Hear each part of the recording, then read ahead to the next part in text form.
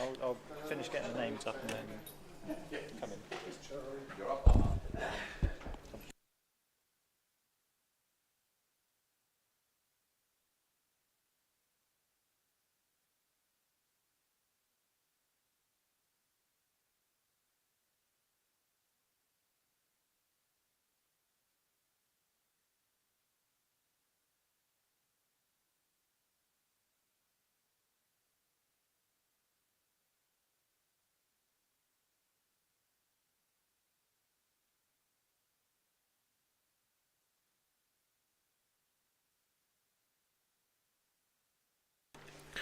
Good afternoon and welcome back to the nursery ground at the Utilita Bowl.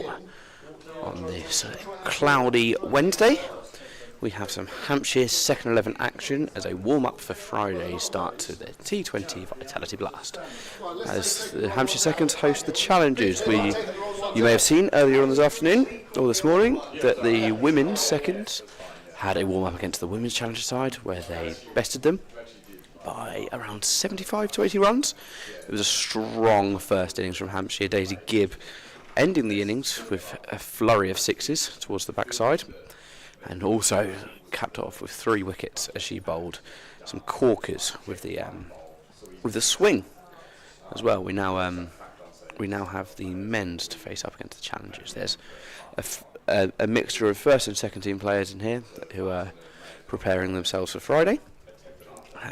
Challengers won the toss and have elected to bowl, so it's a Hampshire out in the middle to get us started. It's Ali Orr, who won't be facing the first ball but is out there. He's been called upon a lot at the start of the Rothesay County Championship season, not yet to be seen in the Hampshire Whites, and Finn Gordon, who faced the first ball, where that goes for one leg by. A mixture of different counties and teams filled the Challengers side in their bright orange kit. I'll shortly be joined by Wes Spearman, who is about as cricket knowledge as it comes. So he will be filling you in with all the correct terminology while I sort of just talk. Second ball of the afternoon now coming in, and it's down the past the off stump through to the wicketkeeper as the umpire signals for a wide.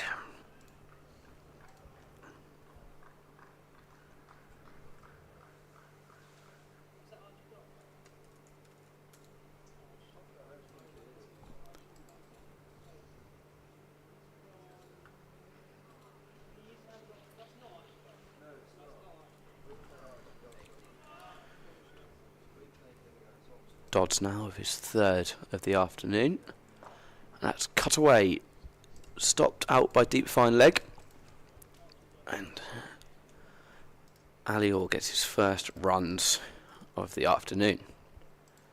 He'll be looking to make an impact on Friday, I can imagine, as the Hampshire Hawks take the trip down to Somerset, across Somerset to Taunton for blast off, a moment that everyone who works in the cricket space looks forward to.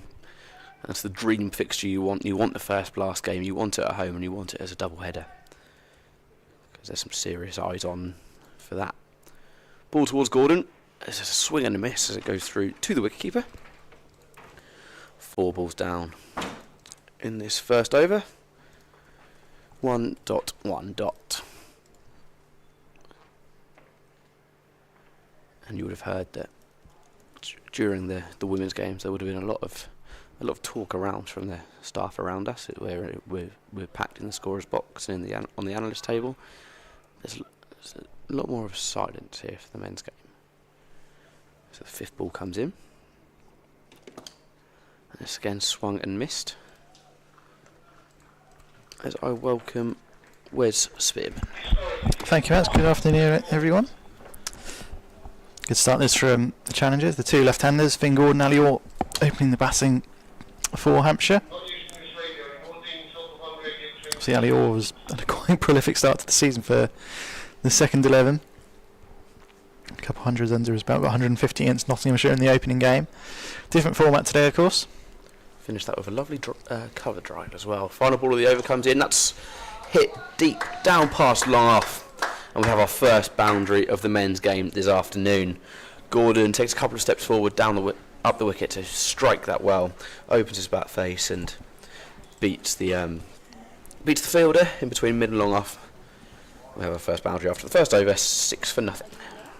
Yeah, good finish from Finn Gordon. He's part of the Hampshire Academy up until the end of last year. Played the winter in Australia, scored quite a few runs out there in grade cricket. Got double 100, I think, from memory serves me correct. I'll say, end of the over, there's one ball to come. Oh, God, I've missed something there. The last ball comes in. It goes under the bat of Gordon. That's my bad. I missed it. I forgot about a wide on the second delivery, so that's my fault. But that does end the first over. 8 runs scored.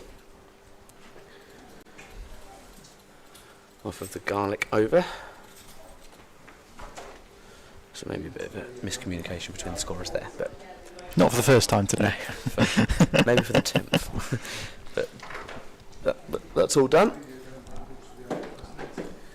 And it'll be Gordon back on strike. Yeah, decent first over for Hampshire. Slightly fortunate with that inside edge off the last ball, but really strong shot down the ground from Finn Gordon. I was just waiting to see who this bowler will be. Looks like it's going to be Jonathan Bushnell of Northumberland, previously of Durham.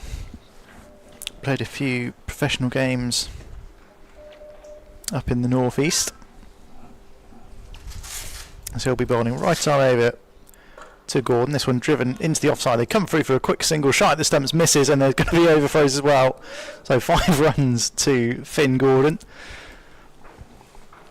As it took a very, very dangerous single. And yeah, shot at the stumps, missed. The ball is now, well, it's gone into the sheeting. Towards the far side of the ground. That's going to blend in as well, isn't it? It's a white ball in a white sheet, so that might take some time to find, but it might also be a little bit wet, given those will be the covers for the ground, so could be in for a little bit of a break here, but good intent from Hampshire from what we've seen these first 7 balls, and they have found the ball, thankfully, so I don't have to put out for 5 minutes. Yeah, strong start. I think it's Ali Orr on strike, actually. It will be now. They complete that first run, so it will be Ali Orr on strike to face Bushnell. Slip in place. This one's hammered back past the bowler for 4 runs. 4 off his second ball. Ali Orr wanted to stake his place, or stake his claim for a place on Friday as Hampshire head to Taunton. Yeah, he's certainly been the most talked about man when it comes to Hampshire cricket so far, from the beginning of the white and the red ball season. But prayer's not really been answered, so we'll see how he can put himself about in the upcoming blast fixtures to see if he can get himself back in the red ball side for a couple of weeks' time. Yeah, Ali Orr's played 7 matches for Hampshire and Hampshire's second team this season. He scored 767 runs. High score of 167 not out, an average of 95.87. That's a serious pretty impressive stuff. Bushnell into Orr, attempts to flick this one down the leg side. It's wide given, a good take from Jay Eklund behind the stumps, former Hampshire player. It's on a rookie contract here, got released at the end of last season. Very tidy keeper behind the stumps. Playing for Dorset in the national counties. Couple taps of the bat from Orr. This one driven out into the offside in a misfield at mid-off. It will go through for another 4 to Ali Orr. Do we say Ali 4? Is it too early for that gag? I didn't realise I was commentating with Alan Partridge. Alright, you got another nearly 40 overs of this, Max. It's fun because I've already done 40. No, I'll give you that one, Wes. That's quite funny. Checks in the post. What's Bushnell got now then? What's the response to this one, as this one's heaved into the leg side, not quite got hold of by Orr. The ball trickles out to short fine leg, and then come through for a leg by. 23 for North Hampshire after 10 balls. And we saw earlier a high scoring first innings. Hampshire Women made 196 in their first innings. Quick fire runs from Francesca Sweet, Nancy Harmon, and a cameo of, I think it was 26 off 8 from Daisy Gibb in Hampshire's first innings earlier. Bushnell round the wicket this time to Gordon, played off the back foot. They'll scamper through for a fairly easy single in the end.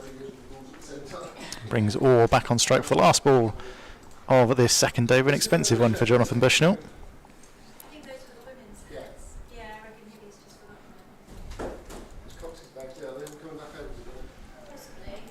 As we've got square leg out on the boundary, and mid wicket going out as well. So look to try and bowl this one fairly straight. Bushnell trying to stop Orr from freeing the arms, and if he gets it through on the offside, then this is for everyone is inside the ring on the offside. Bushnell is in, does bowl it straight, or clips this one into the leg side, and it'll be a single to end the over. 16 runs off the over from Bushnell, and a very strong start for Hampshire these first 2 overs, 25 without loss. Yeah, a solid start. Ali Orr showing what he can do. Gordon as well, a strong start. And I can imagine it'll be Garlic back to bowl some more. I'm not doing anything with that, by the way. Good. That's too cheap to do any garlic puns.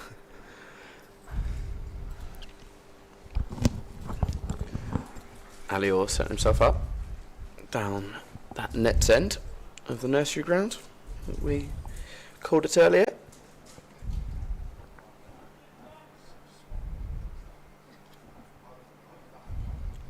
Steams in, and it's ramped. It goes over the wicket keeper, and it's not quite there for a 4. It was a couple of players running underneath that couldn't quite get there, so they settle for the single. The boys in the middle. Ali Orr with an audacious attempt early that he couldn't quite get a hold of as he went for the ramp.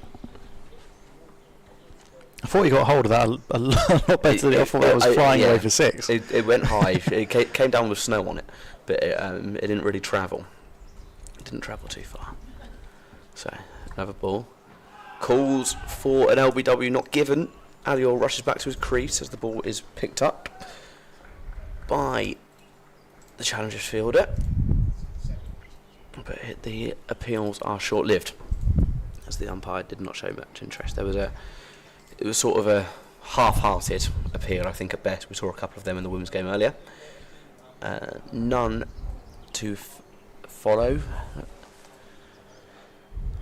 26 runs scored from the opening 2.2 overs. Garlic again. That's played down the pitch. Both fielders coming in, again trying to capitalise off of Gordon this time. Not found, just going to be a quick single.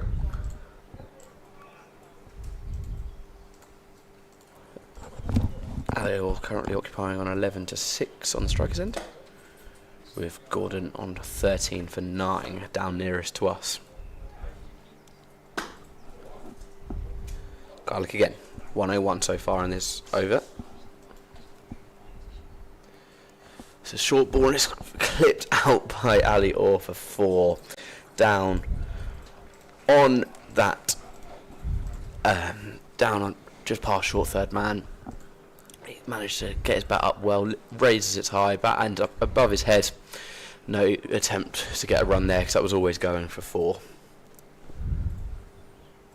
Yeah, well guided by Ali Orr, just to open the face of that. As I say, sailed past the fielder at short third man. Ali Orr, 15 off 7. Hampshire 31 for none. If he can keep a run rate like this going, he'll certainly be in for Friday. Garlic again.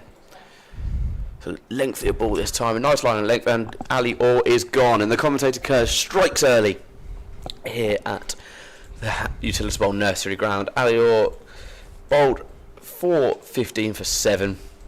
Garlic gets his man early.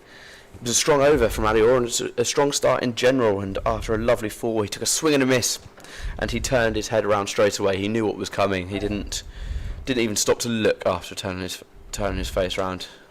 Takes the gloves off. It's a clean bowl, isn't it? It's straight onto the stump. Bales go flying, and Garlic can celebrate getting the number 2 out early. Fletcher Middleton now out into the middle. Yeah, an interesting shot from Alior. It was probably the right length to play that shot, and it's a shot he plays well. But yeah, top or off is exactly what you want as a bowler. As you say, brings Fletcher Middleton to the crease, so right hand, left hand combination. Alior stay is a quick one, 15 off 8.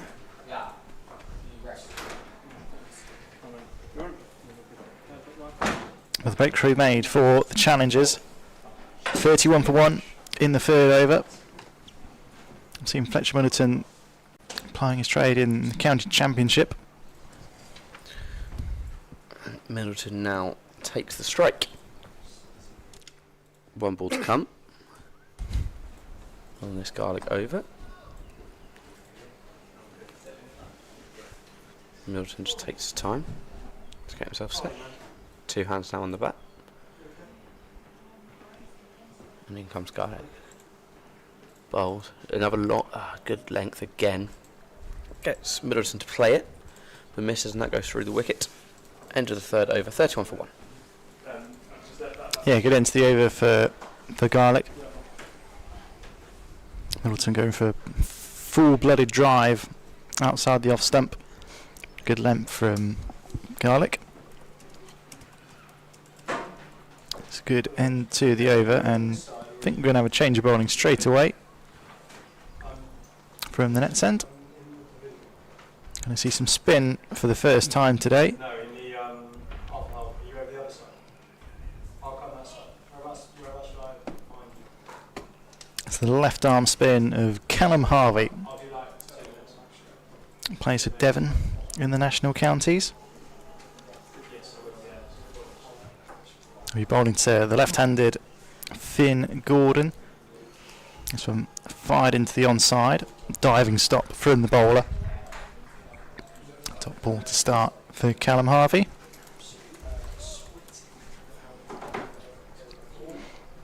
Got everyone inside the circle on the offside. Couple players out on the leg side, but that's not going to go anywhere near them. That is down the ground for a whopping 6 for Finn Gordon.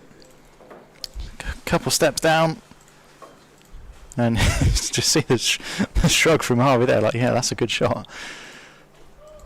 Down the ground, over the head of long on, and perhaps a couple pitches back into the net blocks over here on the nursery ground. We'll be occupying them nets later for some training. Down the ground again goes Finn Gordon. Not quite got hold of this one as much, but 1 bounce and over the rope. Back-to-back boundaries for Finn Gordon. He moves to 23. He's continuing the solid start for Hampshire, 41 for 1, halfway through the 4th over. All Eklund can do behind that wicket, stand there with his hands behind his back, because Gordon's dominating early in this over. What's Harvey got in response then? No changes to the field, still left arm round the wicket. This one fired in a little bit shorter, hammered into the leg side by Gordon, but finds the man out at long on this time. Just be a single, so good response from Harvey. Brings Fletcher Middleton on strike. The ball spinning away from the right-hander now.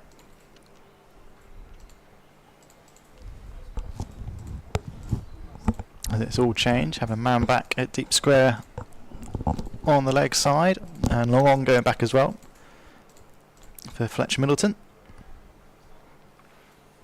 Only played a handful of T20s in his career for Hampshire so far. This one's punched off the back foot up to mid-off, and there's no run. 1 ball left in this over from Harvey. He's taken 16 wickets so far this season. It's across all formats, all competitions. Bowls to Middleton. This one driven out into the offside. Stop at point, and there's no run to end the over, so an expensive first half, but good comeback from Harvey. Hampshire 42 for 1 after 4 overs. Yeah, that'll be Gordon back on strike now.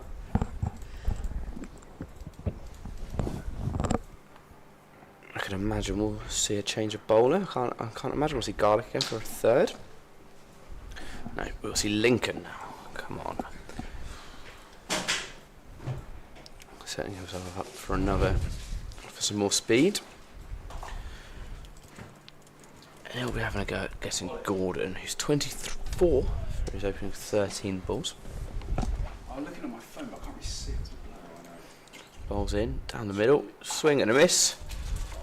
Umpire goes wide, so an additional ball going onto this over after the first one. And Josh Lincoln, brother of the skipper Dan Lincoln. I'm sure I'll say this many times today, but goalkeeper for Dorking Wanderers, formerly. Surprised that would come from you. I rate that stat high. As Gordon sweeps it out. Too deep mid wicket, and then Fletcher takes the strike. Probably too square. Middleton, sorry. Fletcher Middleton.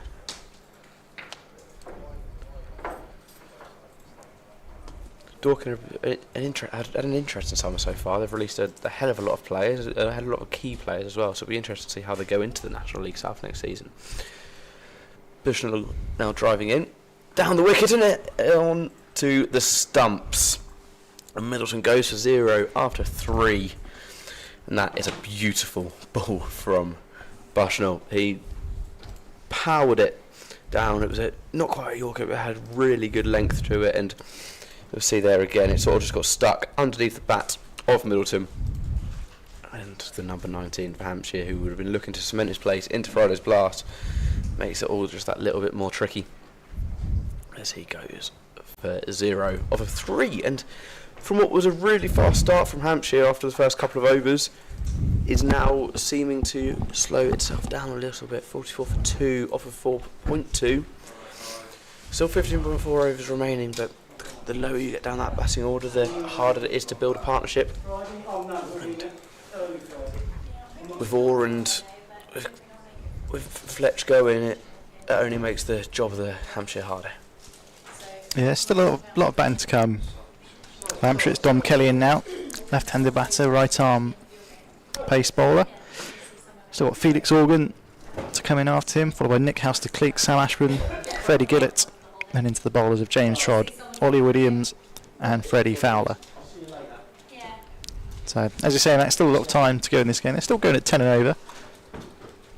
So still 200 well and truly on the cards. Yeah, we were only a couple of off earlier in that Hampshire women's innings. It's Kelly to take strike.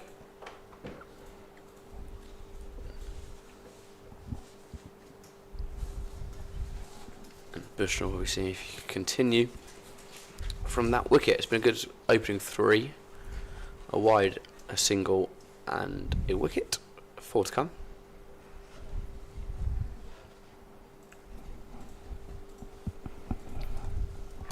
And the left-handed Kelly gets himself set.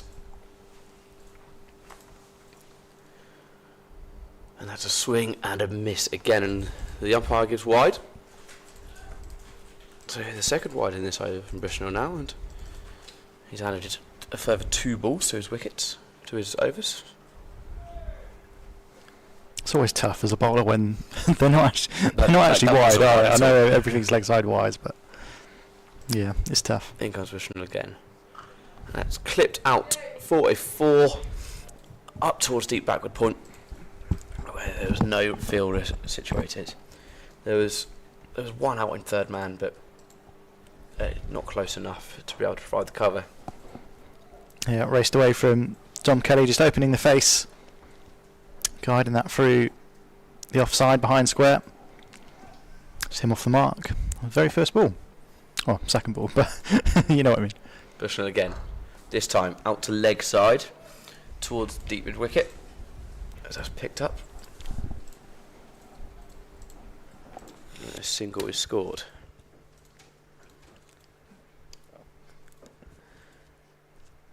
Bit of confusion there between Wes and Ali. Or I think Ali thought he was in the way. Wes said, "No, you're fine." But He Wes, moves anyway. Wes' thumbs up. She wants to get away from me. Can't interview him if he's not next to us. Bushnell again. It's a lovely delivery, and that's really well defended by Gordon. That goes out towards the deep backward square leg. And after ball number 7, there is one final ball to come in this over. Unless Bushnell delivers his third wide, or a no ball.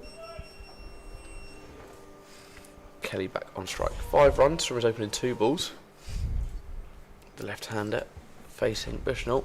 That's a bouncer, and it's hit on the swing, and it goes for 6. The first 6 for Kelly, and that takes him on to 11. And he swings that lovely out towards extra cover, and there was no chance of fielding that. There was a player around deep cover, but nowhere close enough. It was a nice height if there was a player there, but that sailed over the ropes for 6 runs. It was Kelly on to 11 after 3, Gordon on to strike, and Hampshire 57 for 2 after 5. Yeah, Hampshire continuing their flying start despite the loss of a couple wickets.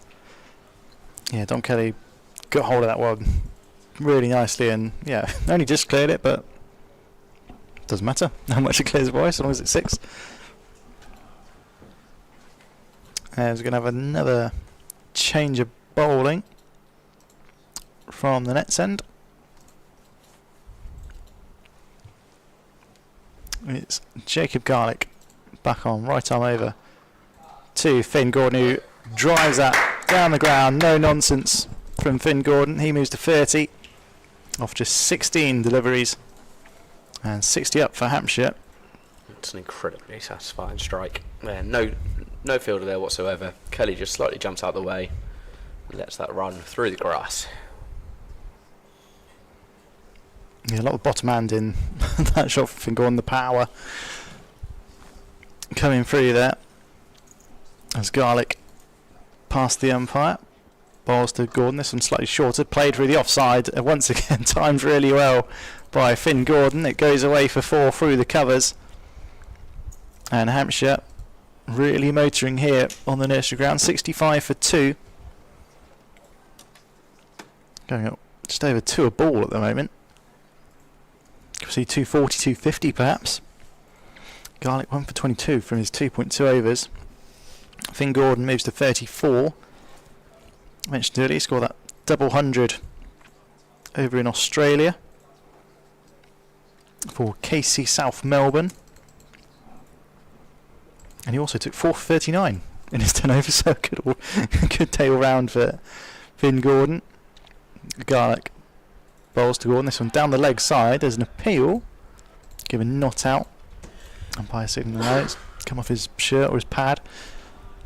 Not the bat. Finn Gordon stays. Let's have a look on the replay. And it's a good decision from the umpire. A little shake of the head from Finn Gordon.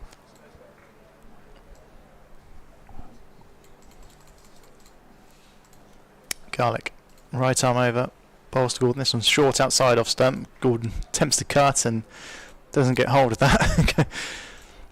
Bends down a little bit, just as if to say, should have really sent that to the boundary.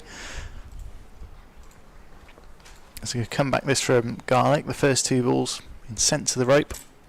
A couple of dots to follow up. There's still 2 left in the over, so still damage that Finn Gordon can do. He's got fielder out deep backward point and deep square leg, so as I say, that is going to be a change as they bring back a point inside the circle, mid wicket going out on the boundary now, so potentially a bit of short stuff or looking to hit middle stump. As he gives himself some room to Gordon, but it's a no ball and it's caught, and the throw actually comes in and hits Gordon as he comes through for a single. So it'll be 66 for 2 and a no ball, so Dom Kelly will have a free hit when he's next on strike. Yeah, Gordon, you can sort of see him pause this, say, oh no, I'm out here, and then he realises the no ball call and scampers through for the single. And then yeah, stray ball comes flying in at him. But it'll be another left-hander, Dom Kelly, to take strike for the free hit. Captain and bowler just chatting where's best placed to put the fielders. Going to have a long off back and deep backward points yet again, so imagine this one will be fairly full outside the off stump for Dom Kelly. Here's Garlick then. Right arm over, bowls to Kelly, who moves across, and it is full and wide outside the off stump, and an excellent stopped on the boundary. Just stuck the hand out and parried it back. It's a good shot from Kelly, who's trying to shape up to muller it into the leg side, but realised he could just open the face, guide it down to third man. And some excellent fielding on the boundary, keeps it to just a single. So not too much damage done off the free hit. Brings Finn Gordon back on strike on 35. Garlick bowls to Gordon. This one cuts and caught at backward point. That's the end of Finn Gordon. Got hold of it pretty well, but straight to the fielder at backward point, and the opening bat has to go. It's 68 for 3 now, and that's the end of the first 6, the end of the power play. So despite a quick start for Hampshire, they're 3 wickets down. Yeah, and it's a frustrating wicket to lose because he was really building some traction. He got the 35 up, and that you feel Gordon would be the one to really drive the runs. You've got a good middle order coming in for Hampshire, but losing the openers in the first 6 overs isn't the situation you want to be in. Obviously, we say about the run rate, and it is strong, but keeping the openers in is the way the momentum gets higher. But it's Felix Organ that's going to take the place of Gordon. Yeah, 35 runs off 20 balls there is a really nice strike rate, and Hampshire sitting on a run rate of 1.66 is certainly nice, especially with 14.1 to come. But you feel like that it could need to get to the low 200s. Yeah, you should think 200 or as close to 200 if you're in the 190s, but I mean the way they're going, 200 certainly on the card. There is one ball left in this Jacob Garlick over. Oh no, the scoreboard's lagging behind. Come on, scorers.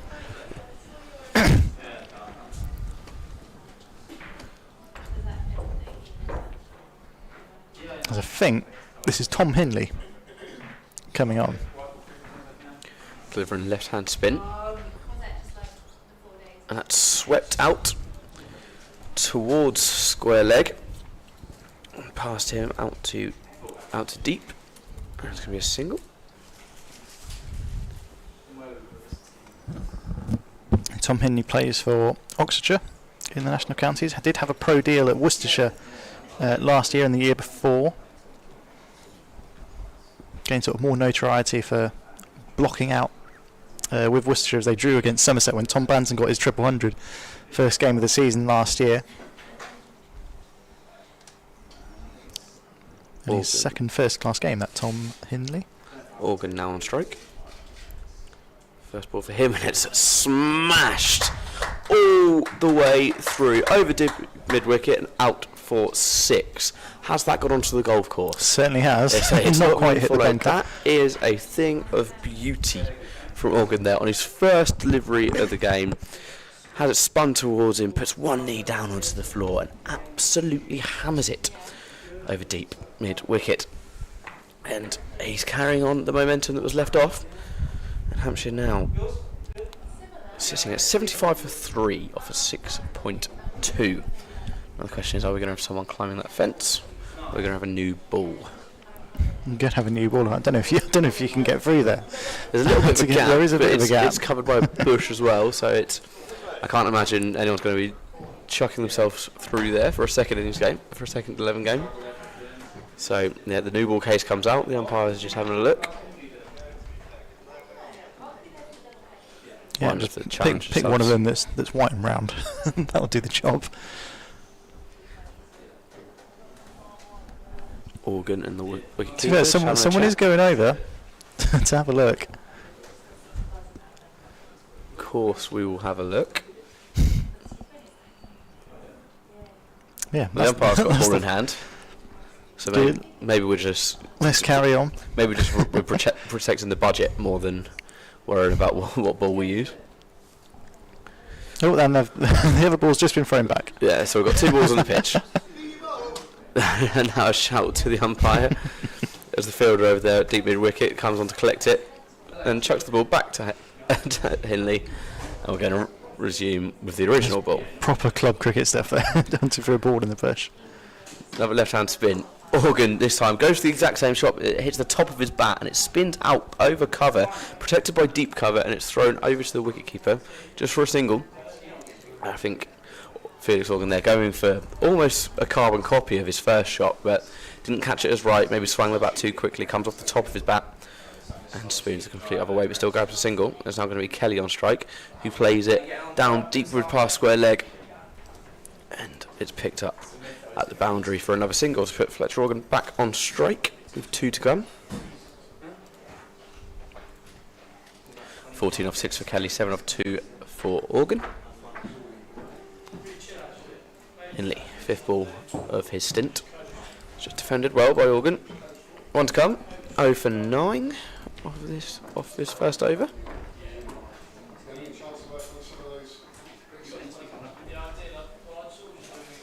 As Middleton just comes and sits in front of us, it's Hinley for the final time in this over. And it's Organ up in the air again. Is it going to go over the boundary? It's not, and it's caught.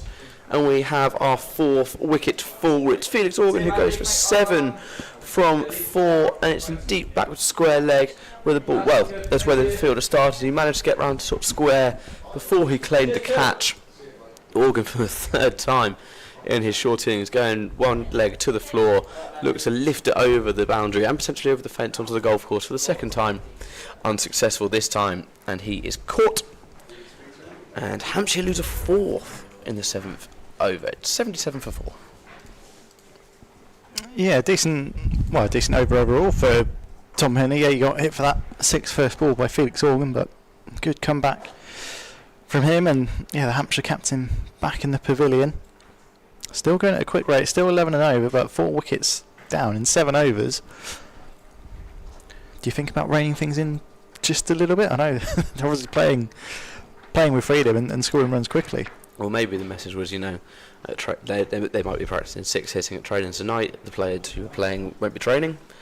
They might be Practice 6 hitting here. get some of the session in while you can, lads. That might have been the message.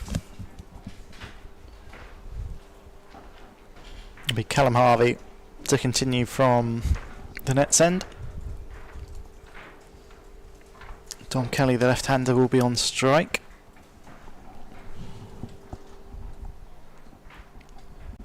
Three fielders out on the leg side, 2 out on the offside as this one's fired in by Harvey. Attempts and cuts from Kelly, gets a bottom edge. There's no run. And Kelly 14 off 6. The score predictor is currently saying 174. Hampshire won a few more than that. That's probably saying that because 4 wickets down. This one's worked into the leg side by Kelly for just a single. That's a period of rebuilding here. Nick Halstead-Cleek, the new batter, South African. Another left-hander in this Hampshire side. Scored quite a few hundreds for the second team last season. I think has 100 this year as well.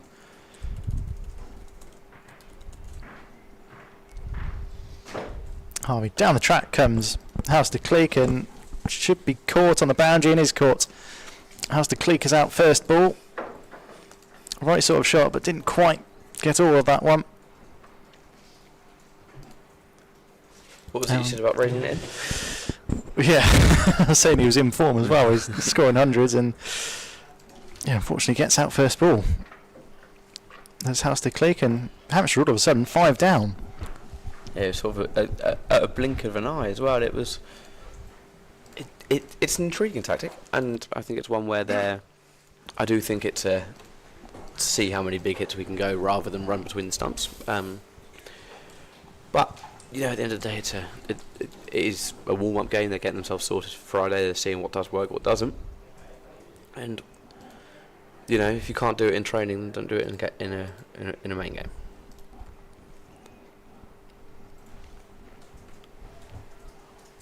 So we've got Sam Ashman, I think, is the new batter for Hampshire.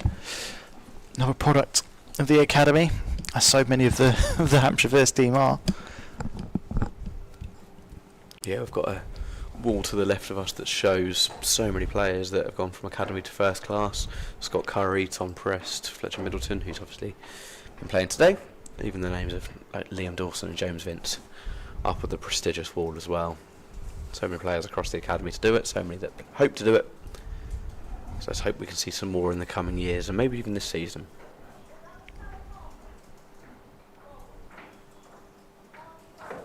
He's got that right hand, left hand combination again, right handed Sam Ashman.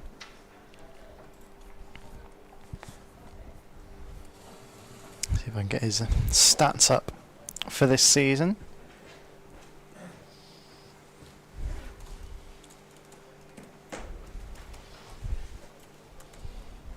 It'll be Callum Harvey to continue his over. This one cut away into the offside by Ashman. We'll go through for a fairly comfortable single.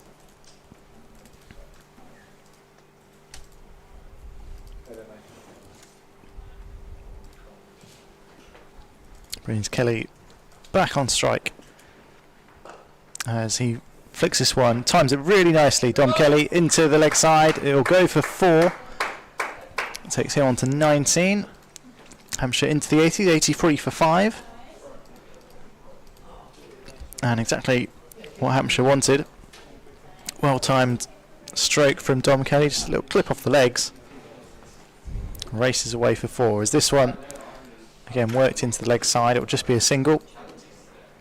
Bring Ashton back on strike for the final ball of the over. Scored 228 runs for Hampshire second 11 and the academy so far this season. Century in there, 125 against the South Asian Cricket Academy a couple of weeks ago. 39 in his most recent game for the academy against Bournemouth. It was on Saturday.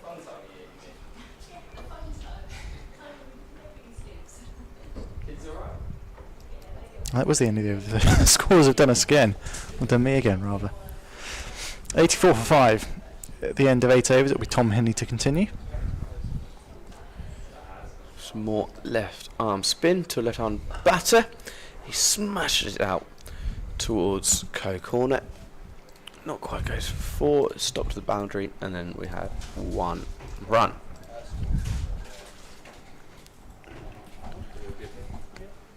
It's Kelly on strike. Spin again.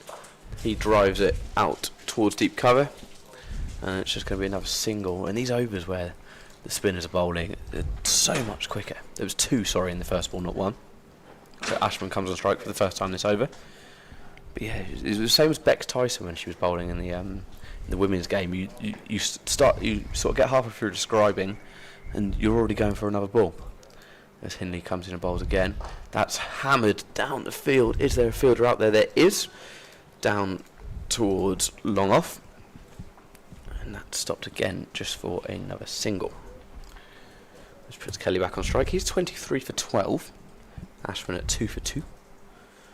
Hampshire run rate down to 10.35. Kelly just plays it off towards deep square leg way, and that's again just stopped for a single. So Hampshire maybe dialing down the hammering a little bit. Now they've got to the middle order, maybe just trying to get some smaller runs on the board. And it's Ashman that plays it over the head of short leg. It goes out towards mid wicket, and it's fielded, and the fielder out there brushed a little bit more than I thought. I think he thought he needed to. Maybe thought that the Hampshire batters were going for a second run. They weren't. They keep Kelly on strike. And for the final ball of this over, it's Kelly that plays it out towards leg side. It's fielded easily by deep square back leg. And that ends the over. 2 runs to start, and the following 5 being singles. Hampshire ending 9th over on 91 for 5. They're on a run rate of 10.11.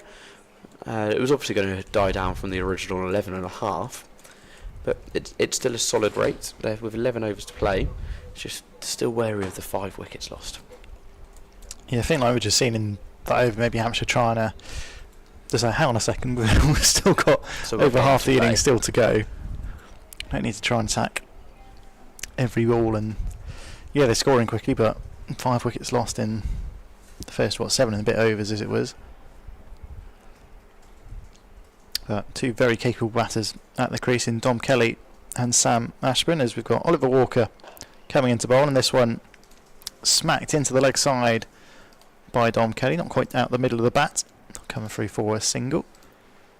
92 for 5, Kelly to 26.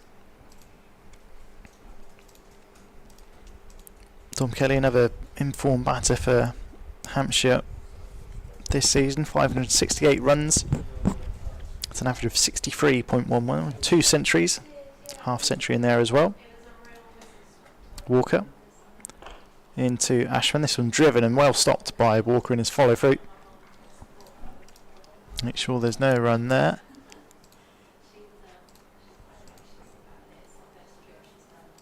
The score predicted now saying 169, so quite a few runs down from where Hampshire would want, and certainly from where we expected him to be after the first couple of overs.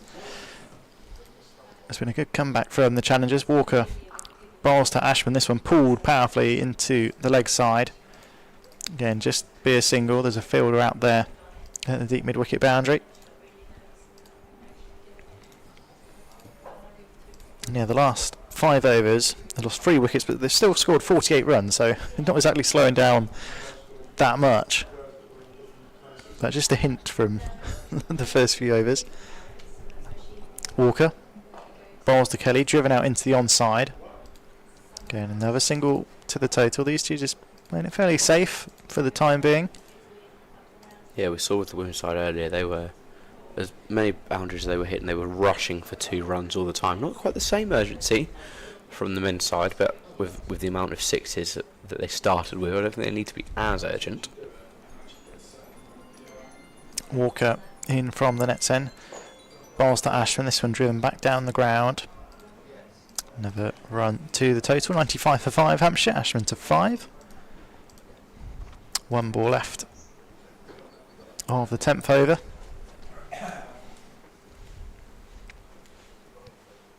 And this is always annoying when you have a left-hand, right-hand combination. You're fielding inside the circle for one, back out on the boundary for the other. Keeps the fielders moving as Walker is in bowls. This one clipped off the legs of Dom Kelly. They will look for 2 here, but they won't get there. Good fielding out on the boundary rope towards the right-hand side. And it's the end of the over. It's a good start for Ollie Walker, just the 5 runs from it. And Hampshire 96 for 5 at the halfway stage. Yeah, that run there. So we might look like we're going to have Hinley on for his 3rd over in a row down here at the Arthur Holt Pavilion. It will be Kelly to face first. Hampshire 4 off finding their ton. 96 for 5. And it is going to be Hinley who delivers to Kelly. That's played out towards mid-wicket out on the square leg. And just the single puts Ashman back on strike. He scored 5 off his opening 6. Hinley again now. Spin bowled, and that's ramped over the wicketkeeper. It's going to be fielded by the... No, it's not. It's going to go out for 4, and Hampshire have their 100. It's taken 46 minutes and 10.2 overs. And we'll see the shot again. A lovely little ramp. It completely changed direction. It looked like he was just going to drive it through the covers, but dukes the wicketkeeper right in the last minute. Sends it over his head and deep fine leg. Nearly got there, and it looked like he should have got there. But the ball maybe just sped up a little bit. It's a quick outfield on this pitch. Hinley again. This time it is striked down to the cover, but that's stopped by the extra cover down by the bowler. There'll be 3 more to come on this Hindley over. This is his 3rd. And Ashman went for a smash there. He played it, he missed it, and it just travelled through to the wicket keeper. No connection made, no appeal made. So straight back in Hindley's hand, and we go again. And he goes for a reverse sweep, makes no contact. The appeal is there, and it's given. And Ashman goes for 9-4-7. He was the man that gave Hampshire their 100, but he cannot add any more after the 101. He maybe got bored of playing it a little bit safe. Went for a ramp, then a reverse sweep, and I think it's just hit pad. Yeah, it has. And he looked innocent, put his head round in confusion, but as soon as the umpire's finger went up, there was no complaints, and he takes the walk back towards the pavilion. And Hampshire now sitting at 101 for 6 after 10.4 balls in. 10.5 balls in, I think. So there's still a lot of runs to be found, and the challengers have gone from being really under the cosh to being in a really good position here. I think they just got themselves in a little bit of a huddle. I can imagine pretty much the only thing that will be said is just keep doing what you're doing, lads, because they're reeling it into Hampshire. They're putting the bait on the end of the fishing rod, and Hampshire are nibbling at it. And 101 after 10.5 is a really good score, but it looks like a lot of a worse one when you've lost 6 wickets. Yeah, the 6 wickets is what won't please Hampshire. Yeah, they're obviously going at a decent rate, but Sam Ashman, I think he fancied himself there against Tom Hilly with the little paddle, and then trying to hammer it into the onside. It's going to be Gillett to replace him. Yeah, Freddie Gillett's new to the academy this year. And he'll have 1 ball of the Hindley over. So Hindley to Gillett. Left arm spin again. And that's spooned out, and it could be a run out here. It's not, because Kelly gets himself in. Gillett gets himself on the mark, but he just sort of comes off the top of his bat there. I don't think that was where he meant to play the ball at all. He sort of looked around to find where it was. Point just got a hand on it, but Kelly was already already down the wicket. Kelly managed to get across just before the ball made contact with the stumps. I don't think Kelly wanted the run as much as Gillett did there, but maybe Gillett just wanted to get himself off the mark, back on strike. And that is the end of the 11th over, 102 for 6. Yeah, just needs just bat really for Hampshire, don't they? I mean, they're going at a decent run rate, 9.27 over, but really don't want to lose many more wickets. I mean, still to bat, we've got James Trott, Ollie Williams, Freddie Fowler. Dom Kelly and Freddie Gillett are probably the last 2 recognised batters, as Oliver Walker comes in to Gillett. He defends this one out into the offside. Freddie Gillett been playing for mixture of second team, under 18s and academy this year. Scored 215 runs, an average of a tick over 30. A couple of half centuries for him this season. It's all seemed very fast pace in this Hampshire innings. They seem to be in a bit of a rush to get done. T20 cricket speed run. This one's driven out to long off by Gillett. Gets him down the other end.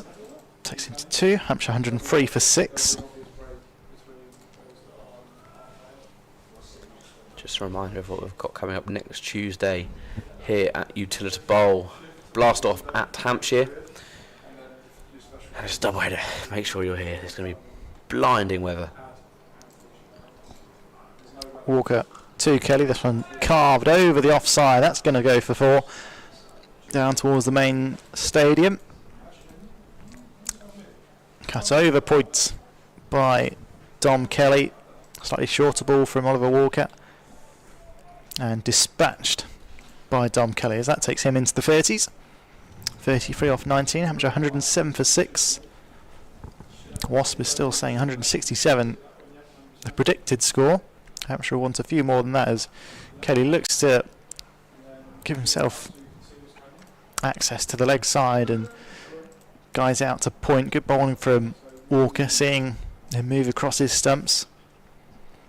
Gillett took a few steps down to go for the run, but Kelly not interested.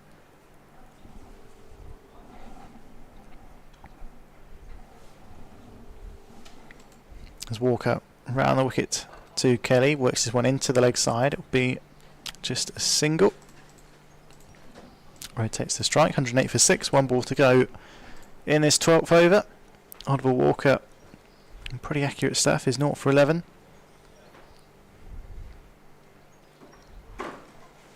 Keeper up to the stumps doesn't help the batters. Gives them grounded in their crease, they can't use their feet. And risk being stumped as Walker, the last ball of his over. This one worked into the onside by Gillett. And they'll come through for a single to complete the over. Hampshire 109 for 6. 12 overs gone. 8 left to go. Yeah, Hampshire just seems to be slowing things down ever so slightly. Something that probably could have been done with having a couple of wickets to go. I wonder if we'll see Hindley coming in for his 4th over here, or if we'll have a change here at the pavilion end. Yeah, we definitely are going to have a change because we've got a new bowler marking out his run-up. I can't tell if this is someone we've seen before or not, but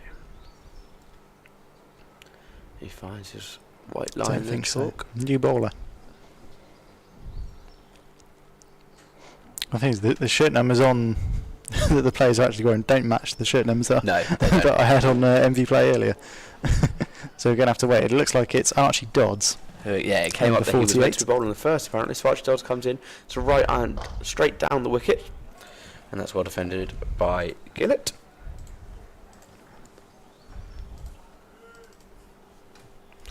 Dodds seems to be a pretty substandard as they come right arm speed bowler. A bit of a jump in his action at the end, but he doesn't seem to be wasting time as he comes in for his 2nd ball, and that's a full toss.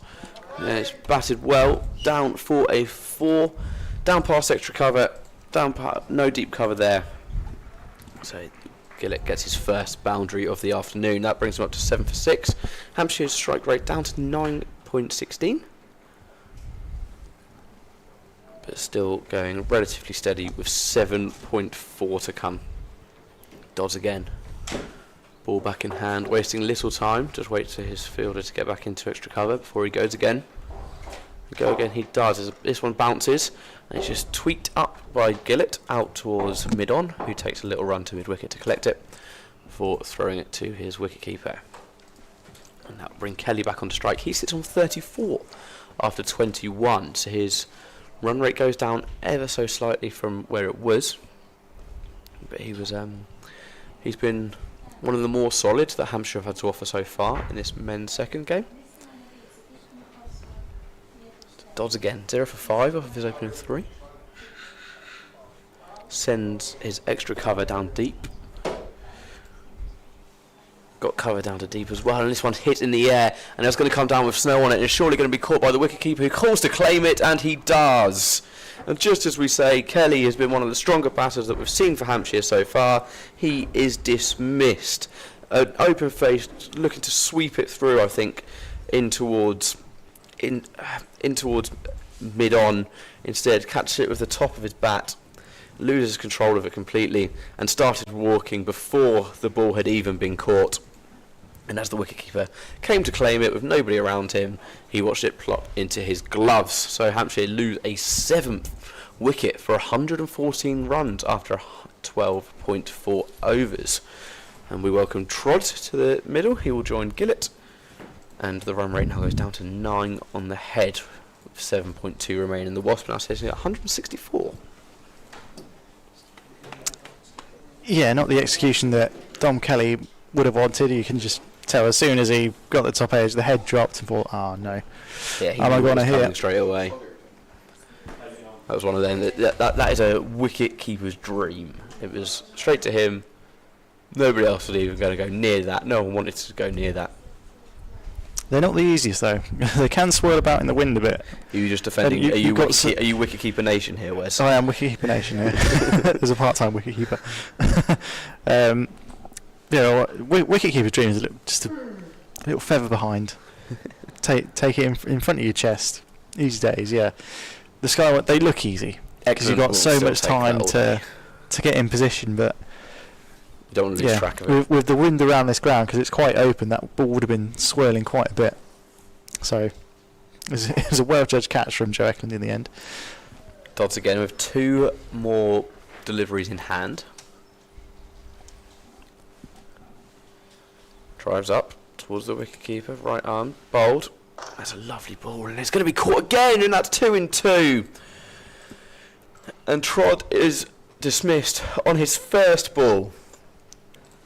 The left-hander smashes it out towards mid-on, and that is as easy as you like. Routinely caught, down to the ground, and it was all looking rather ugly for Hampshire now after a blistering start and boundaries all over the place. Their rush of the head, maybe so to say it, has seemed to bite them ever so slightly, and they are losing wickets thick and fast. Brad Gillett still remains at 8-7, but we have our next dismissal, and coming in is Williams. As he joins Gillett on the crease. There's a hat-trick ball available for Dodds as Oliver Williams joins in.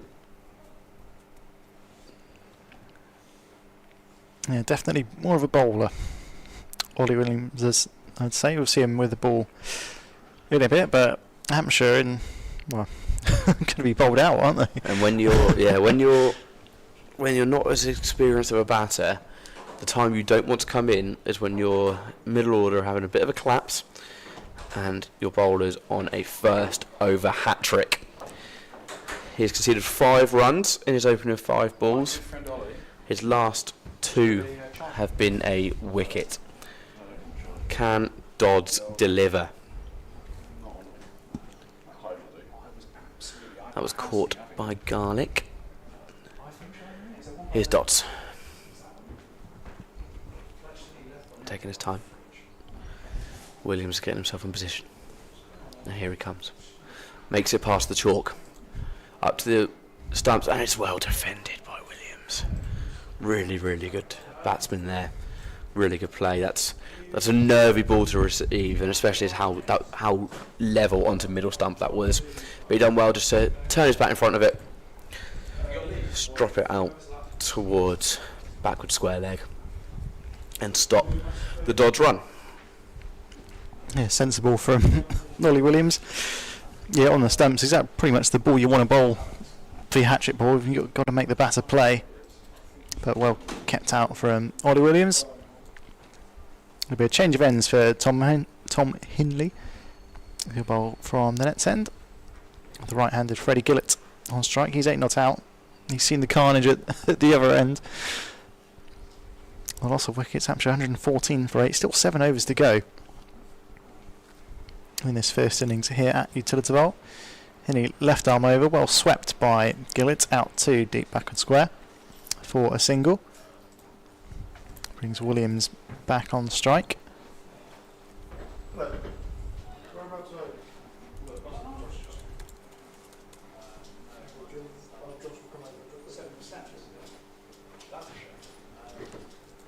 Hinley bowls to Williams, who places one back up the pitch for a single. Gillett back on strike.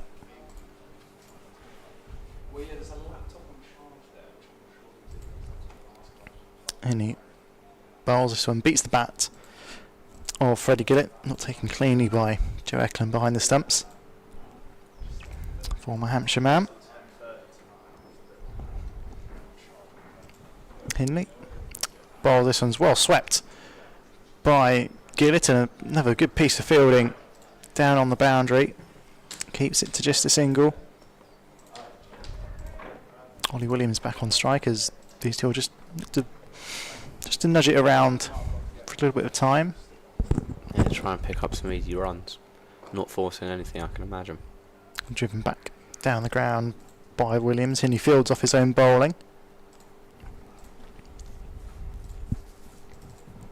One ball left of Hinley's spell. 2 for 25. He's come back really well since he was hit for that 6 by Felix Organ. This one driven out into the covers, and that is the end of the 14th over, end of Tom Henley's spell. He finishes 2 for 25, and Hampshire 117 for 8 after 14 overs. Yeah, and the spinman doesn't mess about, does he? He got through his overs in rapid speed and with a very good output as well.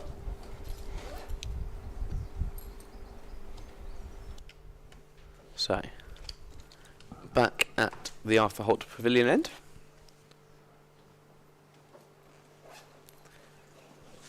With Gillett on strike.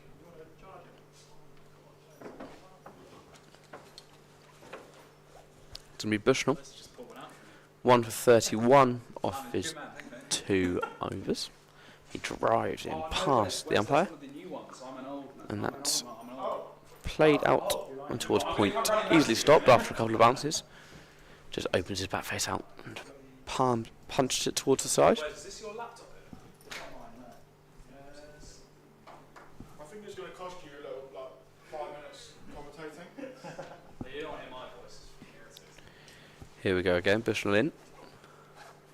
Good length, not the right line, so it's easily pinned away. However, wasn't really where Gillett wanted to make contact with it, I don't think. Ended up going out towards being stopped by mid-wicket.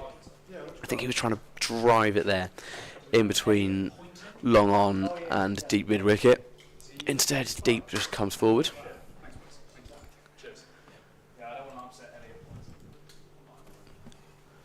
Bushnell again, drives in. That's a really short ball. I'm not sure if he's meant that or not. I think that's hit his helmet. The helmet of Williams. Apologies made by Bushnell. I think he's released that a lot earlier than he wanted to. Yeah, it has come off the helmet. As he gives his apology after. It's a very short ball, just an early release. Not meant at all. But 3 balls in. Bushnell's only gone for 1 so far in this over. Doctor's coming on. Yeah, just to double check, ask the questions. We had this in the... We had this in the first game, didn't we? Yeah, both on... No, in the first match it was a Challengers player, if I remember correctly. But this time it is on one of the Hampshire boys. It's Williams, who's only faced 5 balls so far. Grabbed himself 1 run in the process. But we're just going to have a couple of minutes break here. 118 for 8. Hampshire sit at a run rate of 8.14, sorry.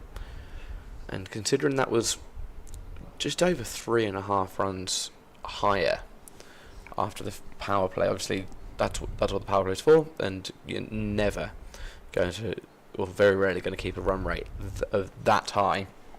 It's still a concerning drop, only a couple of days out from blast off, which is where we're all obviously looking towards.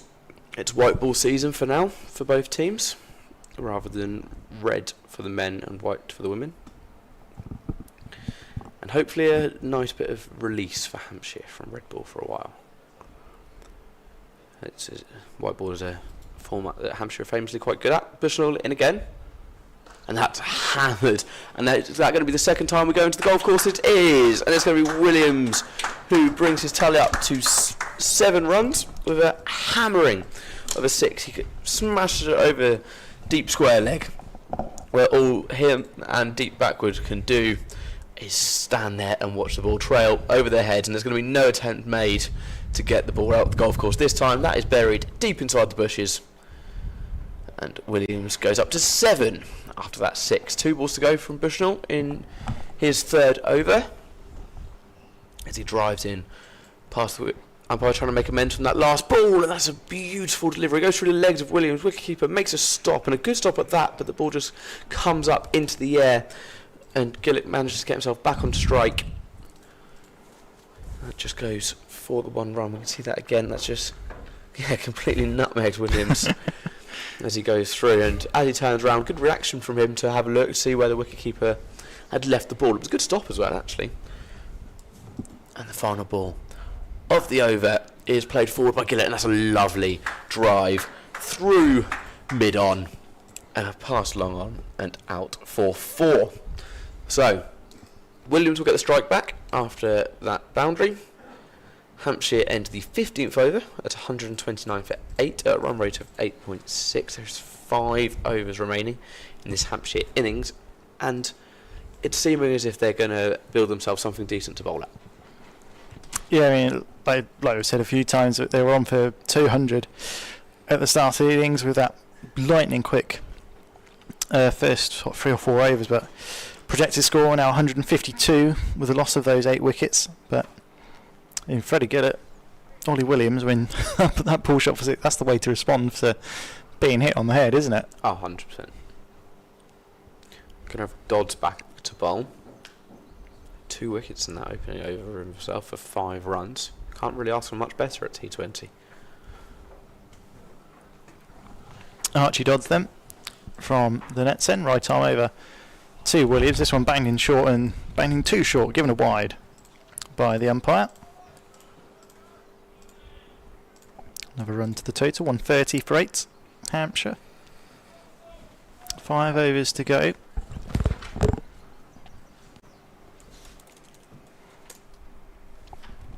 Archie Dodds plies a trade for Buckinghamshire in the National Counties and High Wycombe in the Home Counties Premier League.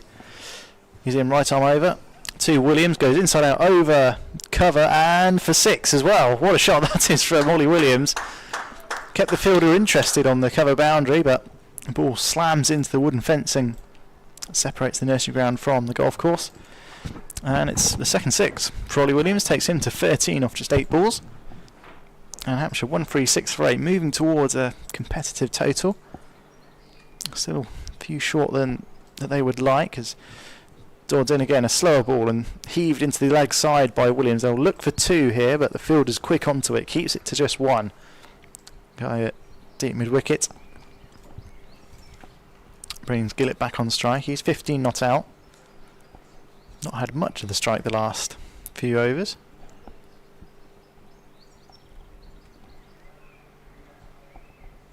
There'll be Archie Dodds to continue from the net's end. Runs in past the umpire. Bowls another slower ball and it beats on. It doesn't quite beat the fielder. That's a great stop from short third man. Callum Harvey, I think that is, number 31. Save 3 runs there for certain. 138 for 8 Hampshire. Williams back on strike of 14. Dodds has 17 wickets this season. That's across Buckinghamshire, High Wycombe, all sorts. As this one is well bowled by Dodds. Yorker length down the leg side, follows Williams, digs it out. They come through for a single, 139 for 8 now Hampshire. Projected score back up to 164. Hampshire would like about 180 at least, I think, given the start they had. Yeah, that run rate's just got to grow so slightly to be able to achieve that. Here's Dodds once more. Ball that is launched by Ollie Williams. It's gone very high. Has it gone far enough? No, not quite. Well taken catch on the boundary rope, and that's the 9th wicket to go for Hampshire. It's Freddie Gillett actually, not Ollie Williams. My apologies. He goes for 16, and that one went very high. And well, it went quite far. It's a big boundary out on the leg side over there to our left. But it's a wicket at the time that Hampshire didn't want. They're 9 down now. Which is Freddie Fowler left to bat. I don't actually know if they're going to play on for 20 overs. Yeah, that was the That's what they would have done earlier. For women's. Not sure if we're going to do the same. We shall see. Can't see anyone else getting padded up, or anyone else with pads on, so I have a feeling once the 10th wicket goes, that will be it. But Archie Dodds, 3 for 15 from his 9 deliveries so far. Got 1 more left of this over. Bowling to number 11, Freddie Fowler.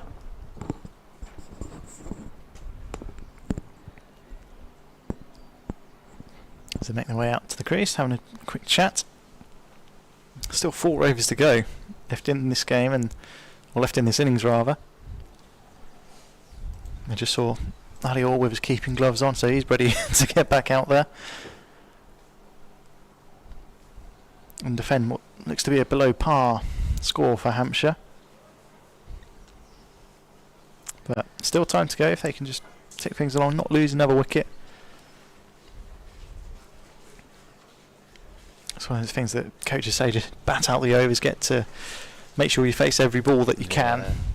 Can't, yeah, if you're not facing the ball, you can't take the run from it. So 139 is not the ideal scenario for Hampshire. They're certainly going to have a good bowl. Dodds, last ball of his over. It's a slower ball on the stumps. This one played out into the leg side, and Fowler will be off the mark. First ball, 140 for 9 Hampshire. 16 overs gone. Still 4 left to play. Whether they will bat out those 4, we'll have to wait and see. Fowler will remain on strike.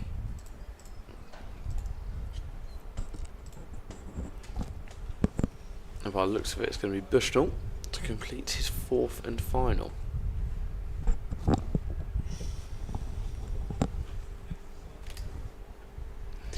Yeah, that's correct.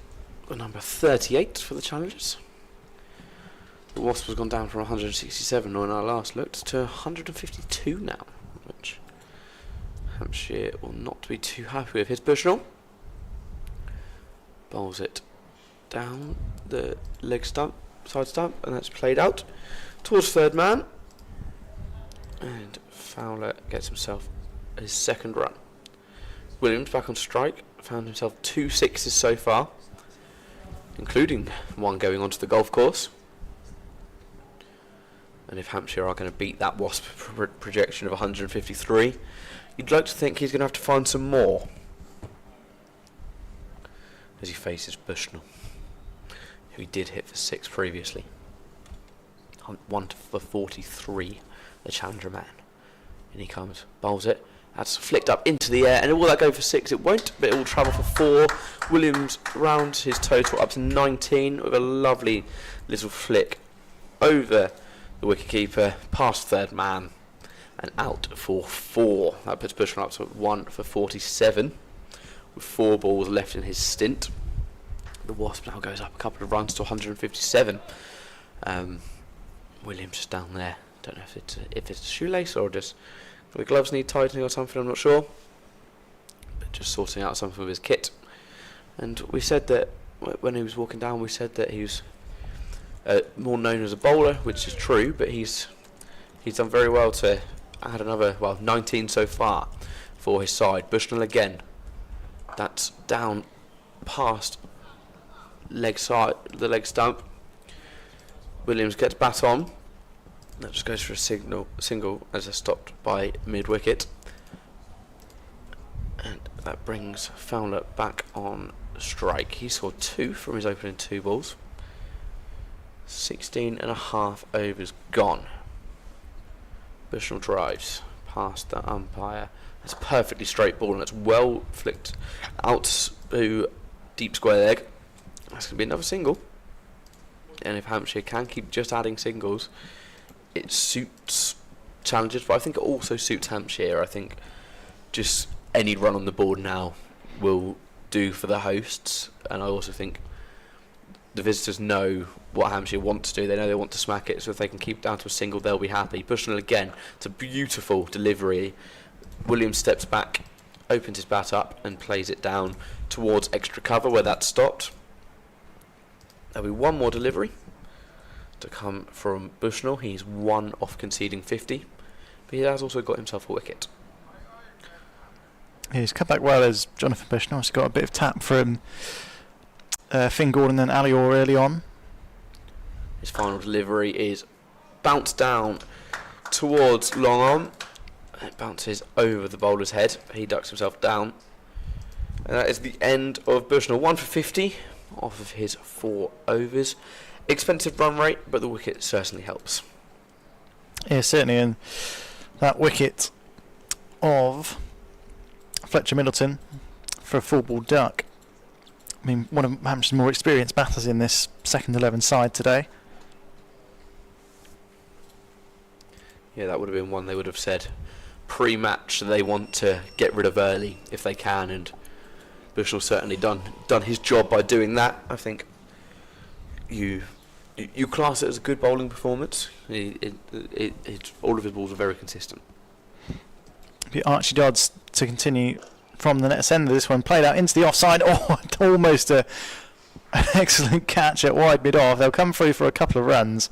You just got a hand to that, did the fielder at mid-off. Can't quite tell who it is. Might be the captain, Dan Lincoln. If it is, putting his goalkeeper skills into good use there. You feel like he just dived that little bit too early. You think a couple of more steps and he wouldn't have had to dive as far. He would have been more controlled in his jumping and he probably would have made that catch. Maybe saw his name in lights. Here's Dodds then.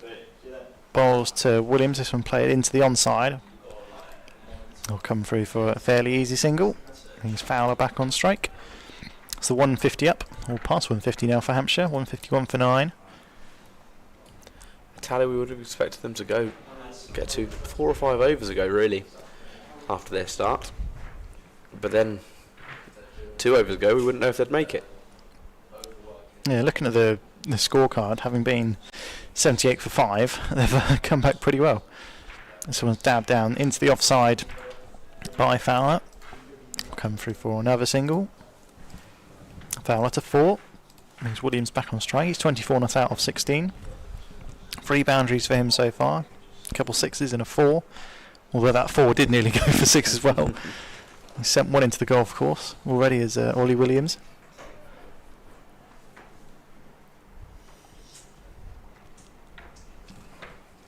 Here's Dodds once more. Past the umpire. Bowl, this one's banged in and beats attempted hook shot from Williams. There's 2 men out on the leg side boundary for that shot. Williams attempted to send that into the main ground here at Utilita Bowl. 14 balls left of this Hampshire innings. Predicted score of 162. Dodds to Williams, a slower ball on the stumps and well stopped at backward point. There's no run. I think they'll be happy keeping Williams on strike as long as they can. He'll need to grab a quick single if he can here. Fowler, although with a 100% strike rate of 4 out of 4, Williams building some confidence there at 24 after 18. Dodds to complete his third over. Bowls just another slower ball and similar situation there, but they will come through for the single this time. Good awareness from Freddie Fowler to keep Williams on strike for the next over. It's 153 for 9 with 2 overs to go. I'm unsure who will have ball in hand for this one, because I think Hindley's had his 4, Bushnell's obviously had his 4. Got Garlick to bowl to Callum Harvey, the spinner. Still got 2 left. Ollie Walker has still got 2 left. Archie Dodds obviously just bowled the last one. This might be Garlick. Yeah, I was going to say, number 40. as far as I can remember, this is Garlick. So he will bowl the penultimate over, and that will come from the Arthur Holt Pavilion end. Spinning the T20 ball in his hand. His run up goes past the power play boundary, past all of the chalk, and he bowls into Williams, who smashes it up into the air, all the way down the pitch. It's being chased. Can it be caught? It can't. That bounces just before the rope, it seems, and that goes for 4. Both long off and long onward, travelling. It was Conwell that seemed to be Conwell or Connell. I can't really see the back of his top there, but he was chasing the ball. He looked like he wanted it most, and he stuck out his hand, anticipating having a go at catching it. Couldn't quite make it. That would have been a very impressive catch of it going over his head. I think even with his momentum of running, I wonder if he would have been able to keep onto the pitch anyway. Garlick now, yet again, another very, very quick delivery. That's well defended from Williams. He's now on 29 after facing 21 balls. The Hampshire strike rate at 8 to 5.56. With 1.4 overs remaining. Now that Wasp prediction is growing quickly again. It's gone from 152 to 166 over in a couple of overs. Garlic now. It's another very straight ball. Has potentially hit pad, has it? No. And it just goes into the hand of the wicketkeeper. And 3 overs to go for Garlic. Before the final over will be bowled down the net end. Williams knows that if he's going to keep himself on strike, he needs to find at least a single in these last 3 balls. Garlic again, past the umpire. That's almost like a Yorker, pretty much hit on a full toss, and that's beaten point and goes out into the deep backward point for a 4. And this is a very good batting performance from Williams. He's got his bat down to the ground where they're almost behind him, managed to block the stumps and send it out for 4 runs in the meantime. He's now found 8 from this over, and with his 2 remaining balls left, he'll be looking to build on that by at least 1. Yeah, it's an excellent knock from Ollie Williams coming in at number 9. He came in, I think. Hampshire in a spot above it. And yeah, 33 off 23. He's got a couple of 50s this season, so he's done going well. Done well to dig his team out of a hole.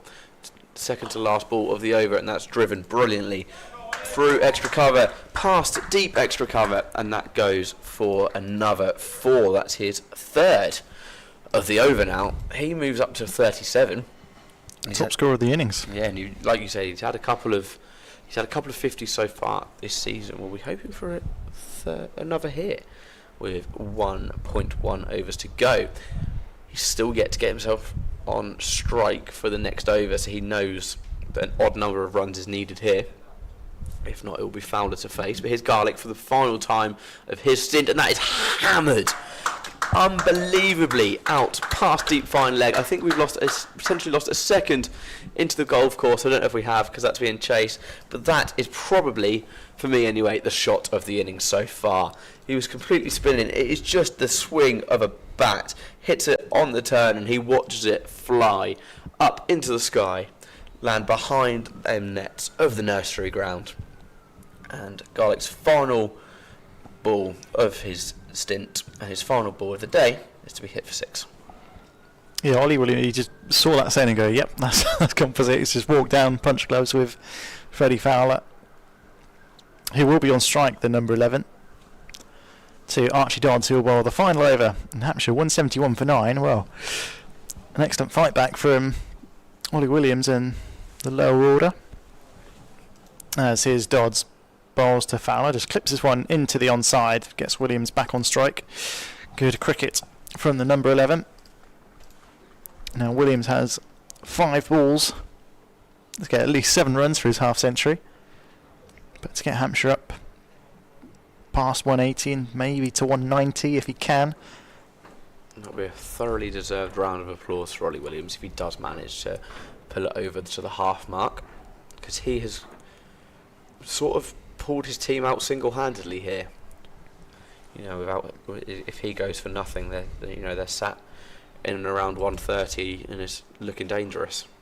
Yorker length ball from Dawes. They'll look for 2 here. They should be able to get to Fowler's quick to the non-striker's end, which he is. So another couple runs to Williams. He moves to 45. Did he come in to face the hat-trick ball as well? He did. Ollie Williams. Yeah, he did. And he defended that really well straight away. We said there that he's obviously a bowler, and it's not the ball you want to come into. But not only did he deal with that, he's dealt with all of this brilliantly, and he's got 4 balls now that he could be on strike for to big up the tally. Dodds to Williams down the leg side. He follows in. They'll go through for I think a leg by. Brings Fowler back on strike. 175 for 9 Hampshire. 3 balls to go. Number 11 Fowler on strike, who will surely look to get the single and get Williams back on strike to face the final 2 balls of the innings. I didn't think Hampshire were going to get to this stage at one point. 101 for 6.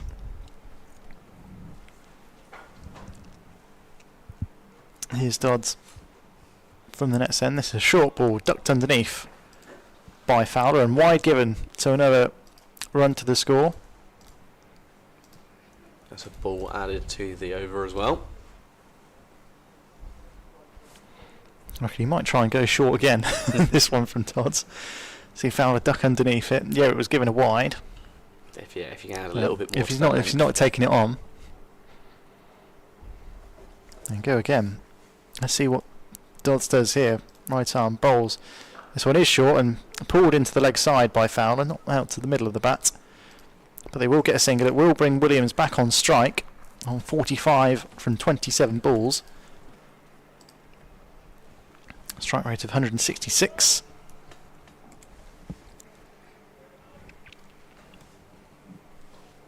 As Hampshire should surely get into the 180s now. Ollie Williams, 45 not out, will have a job to do with the ball in 15-20 minutes time. Dodds to Williams, he goes for the drive and he should get 4 here. The ball's trickling away to the third man boundary. It does go for 4. And Ollie Williams 1 run away from a half century. Hampshire 181 for 9 with 1 ball left in this innings against the challengers. Sort of the best of the national counties teams, sort of the semi-pro amateur teams, guys looking to get a contract with pro teams. Because they've just fallen out of the system a little bit. The challengers are aiming to bring them back into the spotlight and get these guys pro contracts. Here's Dodds, last ball of the innings. This one's hammered back down the ground by Ollie Williams. It'll go for 4. He will get his 50. And a warm round of applause up here on the balcony. He'll run off because he's got to get his bowling boots on as well. And Hampshire will finish on 185 for 9. We didn't think that was going to get near that at one stage after 9 or 10 overs. Looking like they were going to be bowled out, but a good fight back from Ollie Williams. He ends 53 from just 29 deliveries. Runs at the top of the order from Finn Gordon, 35 off 21. Dom Kelly, 34 off 22. A lightning start from Alior, his 15 off 8. Really got the innings going, but wickets from Bushnell, Dodds, Hindley and Harvey. Dodds with 3 wickets in the end. 3 for 34. That last over, perhaps doing his figures a bit of a disjustice, really. Injustice, rather. But yeah, Garlick 2 for 43. Bushnell 1 for 50. Came back well from an expensive first couple of overs against the opening batters, Gordon and Orr. But Tom Henley 2 for 25. Excellent from the left arm wrist spinner. But Hampshire gets 185 for 9. So 186 the target for the challengers. We'll have a break of about 5 or 10 minutes. We will see you then.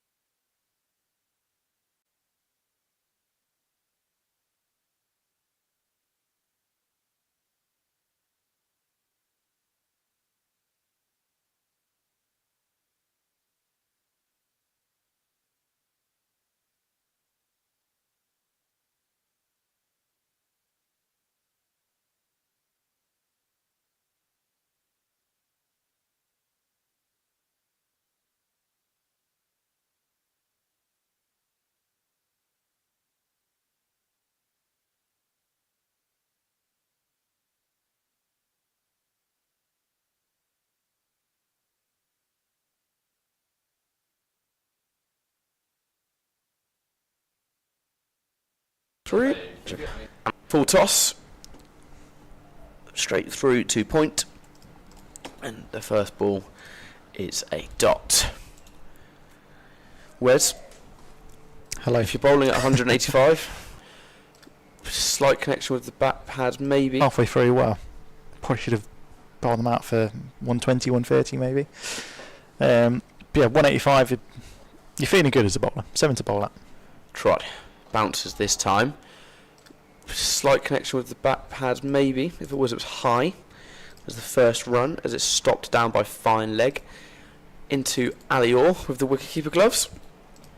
Yeah, interesting that he's taken the gloves rather than That surprised me. Nick House-to-Cleek. He has kept before for the second team, Ali-Orr, but Just doesn't really seem like he should be. Doesn't seem like a wicketkeeper. when you've had Nick House-to-Cleek, he's kept in the four-day games. But you know, maybe they want Ali-Orr to keep the T20 stuff. Maybe Ali just wants to fancies a dive about. He's tried again for his third of the over. That's defended with a little bit of a jump. Maybe comes off the glove. We're not sure, but that's stopped by square leg. Ali again receives the ball. A nice little 1-2. One main noticeable absence from yesterday's T20 game is Liam Dawson, who obviously retired from Red Bull stuff last week. We'll be seeing him in Taunton on Friday, I imagine. Certainly will be. Along with James Vince, a player we can't wait to have back in yellow. Here's Trot again. Left arm ball delivered. Appeals off the back, off the pad, not given. Stopped by short third man, who then looked to try and find the stumps. It was a bit of a stop from Bevan as he made the run. It's a very optimistic appeal, that. Pitched outside leg, hit him outside leg. Probably wouldn't have hit another set of stumps, but apart from that, apart from all those things going against it. It's now going to be Church, who's got one off of his opening 2. That's chipped up in the air, and is it going to be caught for the first wicket? It is! That is sublime! That is an unbelievable catch. I think that's Ollie Williams as well with that catch. If that is Ollie Williams, then his day keeps getting better. 53 in the Hampshire innings, and a sublime catch only in the first over. He dives down to his right. House-to-Cleek. Oh, it's House-to-Cleek. Not Ollie Williams. Not Ollie Williams, but still, that is unbelievable. Dives down to his right. On the floor, rolls by keeping the ball in his hands. Doesn't let it drop. And the challengers push to catch up at 185. Takes a massive hit early on. As House-to-Cleek takes the catch off the opening Trot inning overs. Yeah, for someone who usually has the gloves on his hands, to do that from wide, that's a fantastic catch. Full stretch, diving to his right.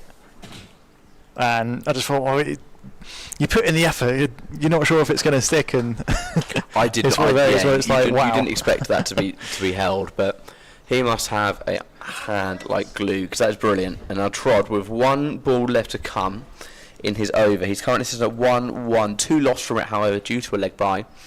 This time he's going to come round the wicket, I think. No, changes his mind, goes back towards the leg side. Bowling to the right hand of Whitfield for the first time. His first ball that he'll face is square down, and it's Ali-Orr wants a wicket. The majority of the Hampshire want a wicket, but all the umpire does is turn round and show for a wide. So Trod's going to get one more. Let's have a replay of that. There was, I don't think there was contact. It's one of those where you appeal to try and stop it being given a wide. Yeah. Umpire's too savvy for that old chestnut. So there's going to be a 7th ball in this Trod over. He's conceded 3 runs, only one of them off of a bat. And it's an over he would have taken beforehand. Can he keep it low? In he comes. That's a good length that comes off the pad. There's more appeals not given. Line of length perfect there, and that is a very impressive over. Yeah, good start from James Troy. He's been around the Hampshire second 11 for a few years now.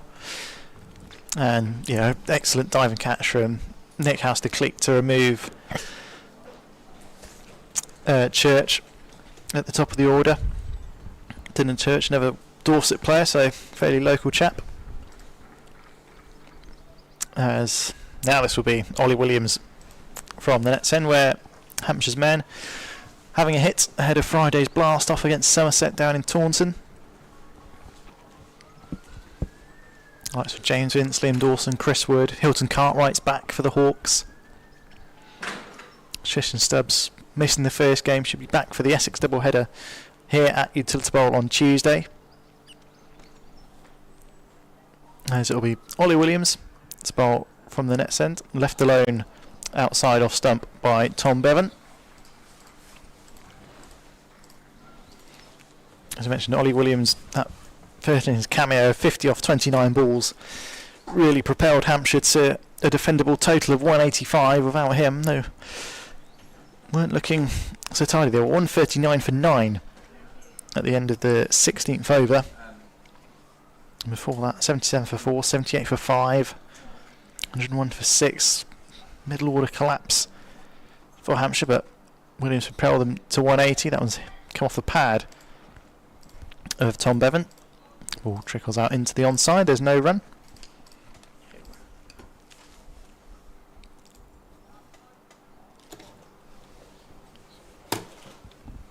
So Ollie Williams, can he do with the ball what he can do with the bat? Is he a genuine all-rounder here? He may well be. He may well go from a bowler to an all-roundman. 2 dots to start. He'll be happy with. Williams runs in past the bowler. And that's a swing and a miss from Bevan. That one just swinging away from the right-hander Williams. Excellent delivery, and Bevan looking to go over the top. Perhaps send the ball into the nets where Hampshire are training at the moment.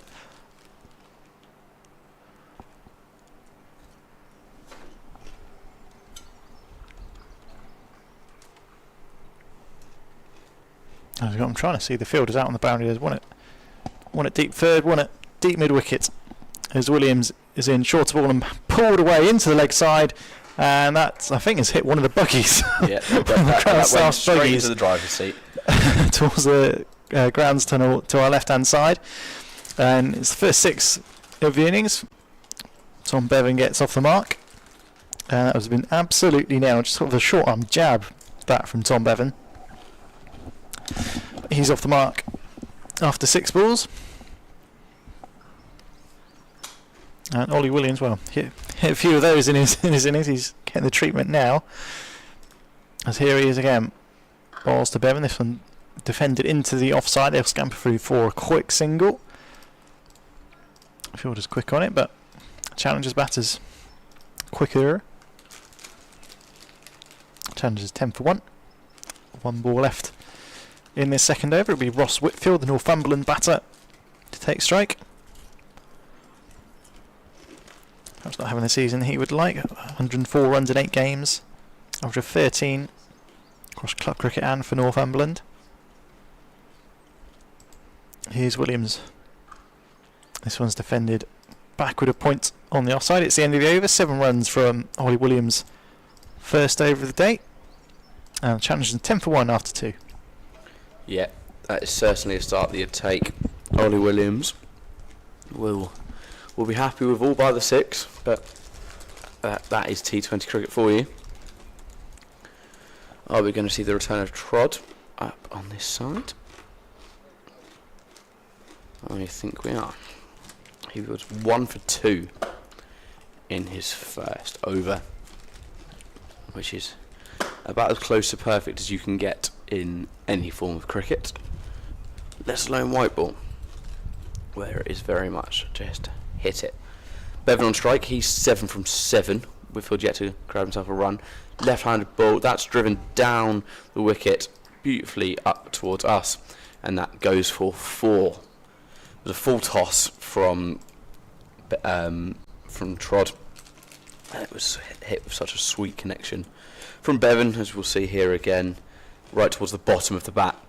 Not as much height as he would have got off the middle, but 4 runs nonetheless.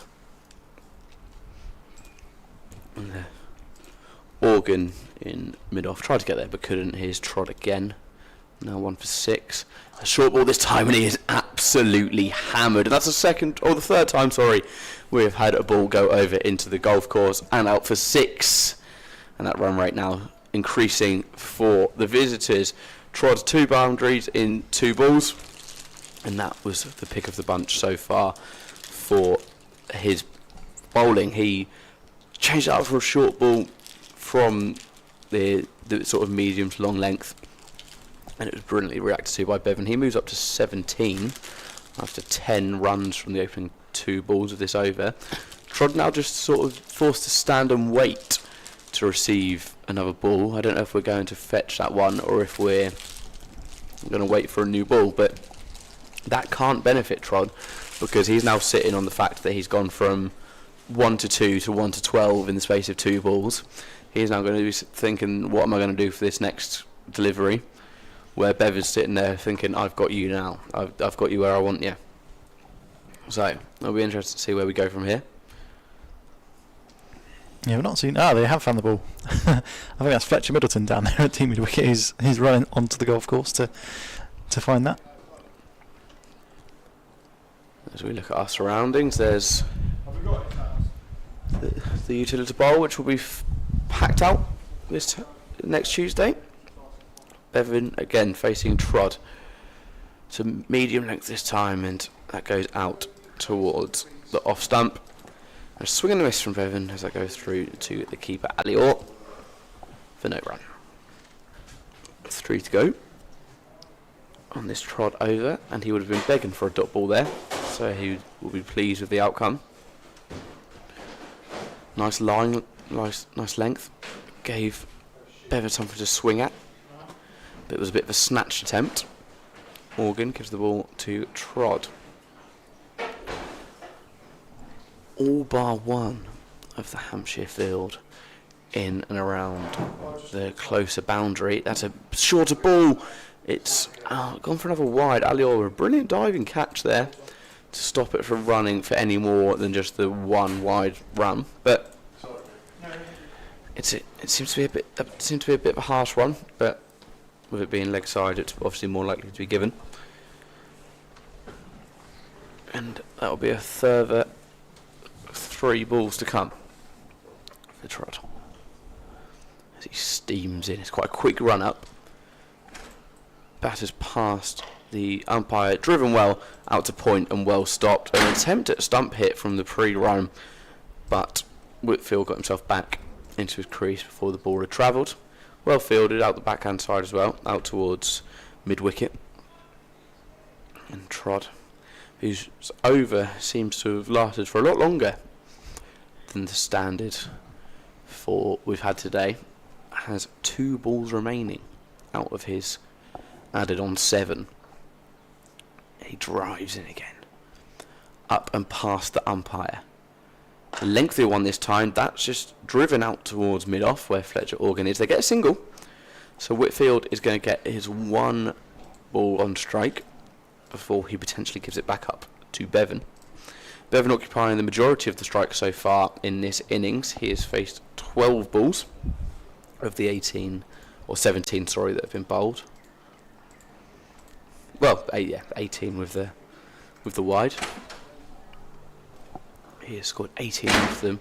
Whitfield only faced 2 balls, so it's going to be a third. So he's still trying to get his eye in as he receives a short ball. He sweeps that away, out past fine leg, and out for 4. So Trod loses 16 runs off of that 7 ball over. He ends his second over at 1 for 18, challenges at 26 for 1 after 3. Yeah, fairly composed start from Challengers. A required rate 9.4. They're not too far below that at the moment. They won't be too worried at this stage. Target of 186. A lot of patience as well, I think, from the boys in Norwich. I think they're not snatching at anything where Hampshire seem to be all guns blazing at the beginning of their innings. They're they're not taking that chance. They're trying to build as long of a partnership as they can. Whitfield will be happy with that 4. He'll be pleased that he's got himself on the mark after 2 dots to start his innings, and he's now back off the strike. Yeah, so one of the important things about T20 cricket is building, well, about all cricket I suppose, about building partnerships and just getting set, and in a T20 cricket getting ready to free the arms, to accelerate as the innings goes on. As we've got a change of bowling here, Dom Kelly is in to Tom Bevan, goes down the track and attempts a pull shot. I think that one might have got him on the elbow, down on his haunches there. Yeah, not a pleasant place to get hit on the arm. As have a look at the replay, and yeah, just cops one on sort of the upper arm of his right arm, I think it was. So where all the power comes from. And he's still down here. I'm squaring the umpire's going to have a chat. Make sure he's okay. Sure he is, maybe just a bit painful that one, especially if it's on the fleshy bit. Yeah, he's certainly going to take his time.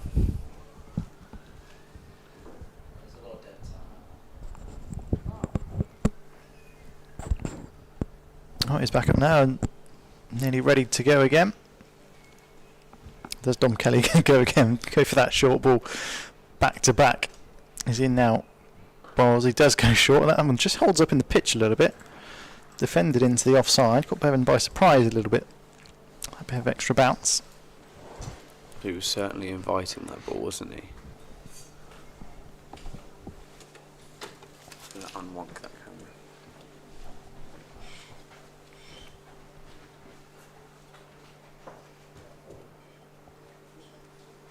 Kelly then starts his run, running towards us. Bowls to Bevan, who hooks this away into the leg side. Two fielders converge, but one of them throws it in. Throws it on the wicket ends. Not sure Ali Hall was too pleased with that throw. But it's another run to the total. Challenges to 27, requiring a further, if I can do my maths, 156? No, 160. I can do my math. I'm struggling with maths here, Max, don't you worry. It's not Kelly exactly my fault, so I'm not to gonna Whitfield. judge. Cuts this one into the offside. Fletcher Middleton does the fielding. Another single to 28 for 1. Oh, the Wasp has got this. There's 44% chance of winning this game in the challenges, so pretty even so far. Hampshire will be looking for at least one more wicket inside this power play, inside the first 6 overs. Dom Kelly in again, this one shorter and pulled away into the leg side. Could this be caught? No, just over the head of the fielder, a deep square leg, and it clatters into the roller. Ground Stars Equipment is taking a battering today as Bevan gets his second 6 of the innings, moves him to 25. Challenges 34 for 1, 1 ball left to the 4th over. Yeah, so it's a lovely smash from Bevan. He's had a fiery start to his innings, not in an alley-all way, but in a more controlled way of 25 for 16 as Kelly comes in for the final time in this over. That's swept out to leg side and stopped at square leg. So the end of that over, 34 for 1. 4 overs gone. We were at a run rate of 8.5, so a 1 run extra required per over if they are going to reach the target of 186. Don't know if it'll be trod to carry on from this Arthur Holt Pavilion end. It's like a change of ends for Ollie Williams. Yeah, he smashed a lot of his runs from this end, so we're seeing if he can smash some stumps too. Sets himself down where his chalk is, has a couple of practice bowls. A G up from Felix Organ there. Come on, Ollie, as he steams himself in down the left hand side. Right arm ball, that's a very long length, and that is beautifully chipped out past deep first leg and for 4. So not the start that Ollie would have wanted to his second over. Whitfield gets himself up to 9. Just off 5 balls. He hasn't had a fast-paced start to his innings, but it's been incredibly steady and solid when it comes to runs scored. Well, as comparison, Hampshire 42 for 1 at 4 overs, so challenges aren't too far behind there. It's about Given the start Hampshire had. It's about as steady as it gets, really. 55% now on the Wasp. Here comes Ollie Williams again. Shorter ball, chipped up in the air. That's going to go towards square leg, past deep mid-wicket and out for another 4. So 2 4s in a row off this second Williams over. He'll want to tighten that up as quick as he can. See on the replay there, they weren't sure if that was going to go or not. So good running. Yeah, not quite out the middle of the bat from Whitfield, but there was enough power there, and the outfield's quick enough. In fact, to go away to the rope towards the golf course. See a couple of golf buggies out there. Williams once again. Shorter ball again, and that's well defended. I don't know if that's hit the top of the leg or if that's hit the top of the bat. But Williams drives in, steams in to just collect it to make sure no run's made. He gets a dot ball that he would have been wanting after the opening double 4. 42 for 1 off of 4.3. So you've got an over and a half left of the power play. You've got to think this is where Whitfield and Bevan have really got to be lifting some balls now, trying to find some extra boundaries as quick as they can.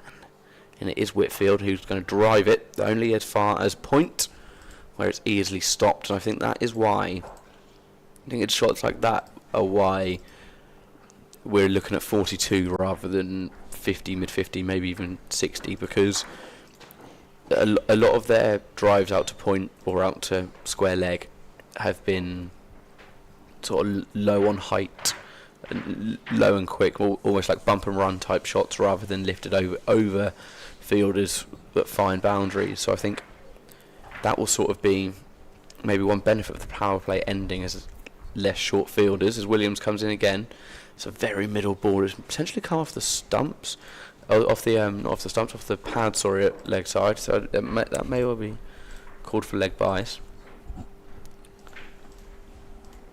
Yeah, just off the pad that of Ross Whitfield.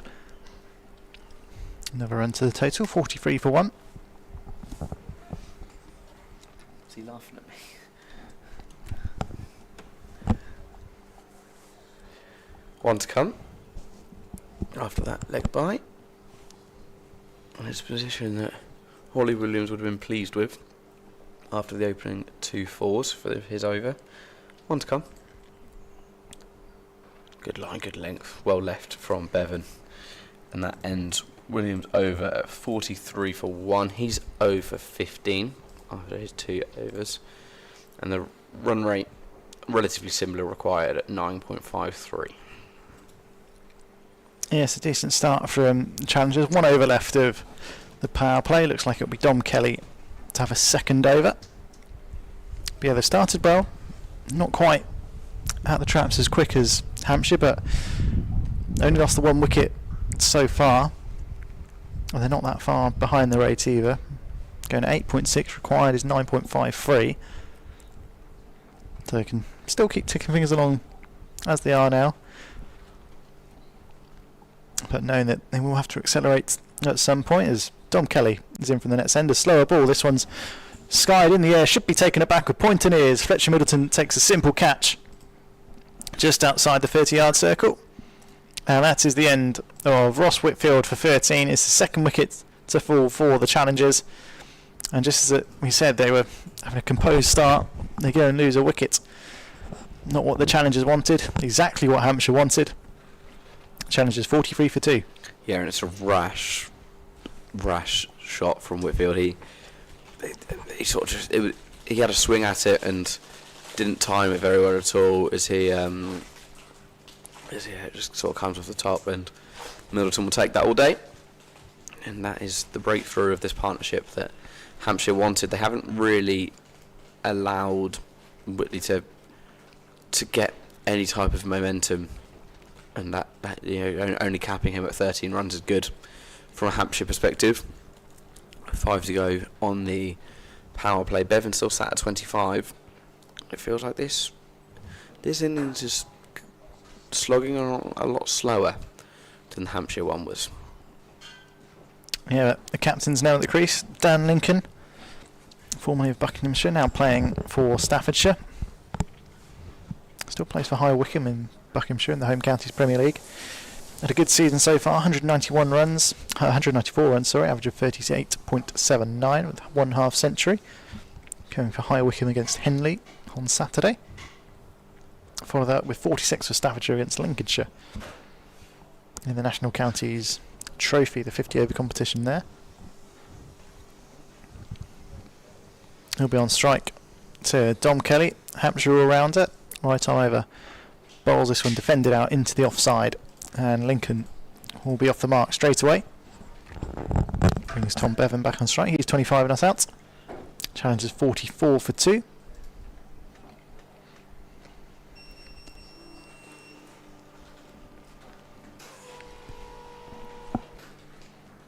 Field changes for set batter Tom Bevan. 2 men out on the leg side.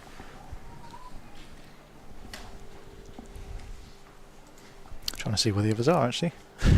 As that's cut away, and that will go for 4 for Tom Bevan. Short and wide from Dom Kelly. Flash of the bat from Tom Bevan takes him to 29, and that's exactly where you don't want to bowl if you've only got 2 players out and they're both out on the leg side. Yeah, incredibly simple there for Bevan, who's batted well, and he's not rushed anything. He's taken his chances when they come to him, and you can see that's why he's building something here. This one just dabbed into the offside, come through for a comfortable single. Middleton does the fielding. 49 for 2 challengers, 1 away from their half century. Still need another 137 runs for victory. Just over 14 overs. And they're just about keeping up with the rate, still ticking over 8 and a bit and over. Kelly, ball slightly shorter and pulled away by Dan Lincoln. Not quite out the middle of the bat, but got enough on it. They'll go for 4 through mid-wicket, and that brings up the challenge to 50 with 1 ball left to go in the power play. Just 28 minutes gone of this challenger's innings. And Dom Kelly perhaps under a little bit of pressure this over. Yes, he got the wicket first ball of the over, but 1-4, 1-4, 10 runs coming off the next 4 balls. I want to follow up with a good ball for Hampshire here to conclude the power play. There's a run rate 9.09, required rate 9.39. There's Kelly. Ball slightly slower ball, cut away by Lincoln, and that will go for 4 as well. Hammers into the fence towards the golf course. And an expensive over for Dom Kelly, 14 coming off it. And the challenge is 57 for 2 after the power play, and their run rate is now ahead of the required run rate. They're ahead of the game. Yeah, they are slowly building this in. Bevan up to 30 now. He's the dangerous one, I'd say. So for challenges, I think if Hampshire can grab that wicket, that will certainly be a handy one. It's going to be Organ to bowl from this pavilion end. So our first bit of spin to come for Hampshire.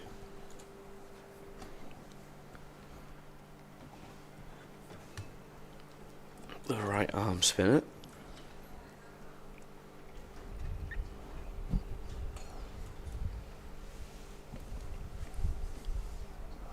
And Tom Bevan plays for Wales National Counties. Played a few professional games for Glamorgan, 2022 to 2025. He's with the challengers now. Felix Organ, the captain of this Hampshire side, coming on to bowl. First delivery straight down. Played out leg side towards deep square leg. He comes in towards the 30-yard line, throws it out to Alior. He just boxes it along the floor to Felix Organ. Organ standing where his white chalk lays.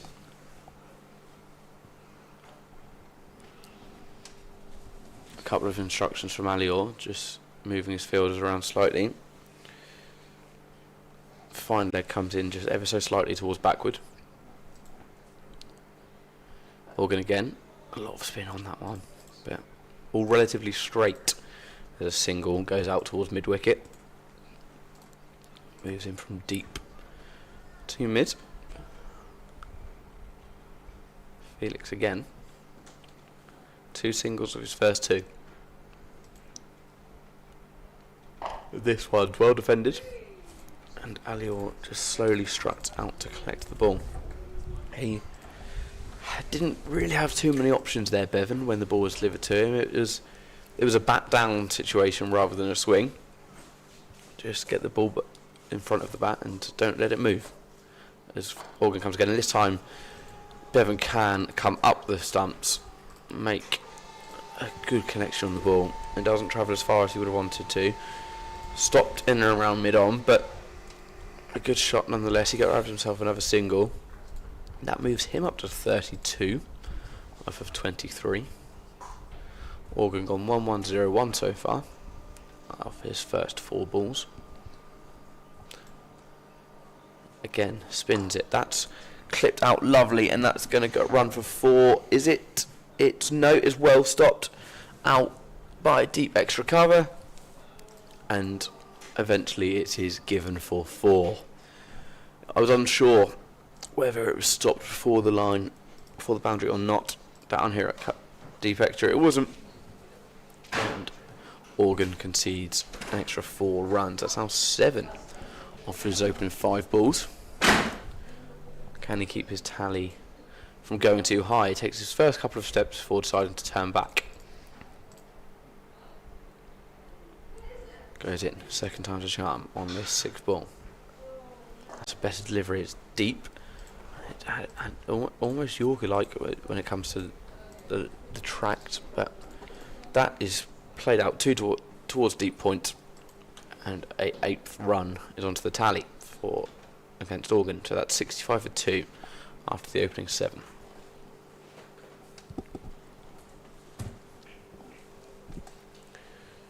Now got the ball going back down towards the net's end.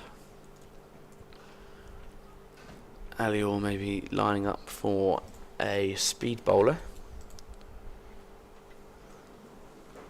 as he takes his steps backwards. Yeah, we've got change of bowler. Tom Kelly's off after conceding 14 runs in his last. I'm trying to see who this is. I don't quite recognise him. Could be Freddie Gillett. Not sure. Sure we'll find out in a second once the scorers put the name on the board. It's Fowler. Fowler. Freddie Fowler. Oxfordshire player. I think plays for Nolan Dorridge in the Birmingham League. Went to rugby school. There he is. Right arm over to Lincoln, who works as one out to long on. A single off the first ball. 66 for 2 challenges. Still matching the required rate they need of just over 9. Wasp has given them a 57% chance of winning this game at the moment. That's just gone up to 57 the second you say that. But it's a position that challengers will be more than happy with.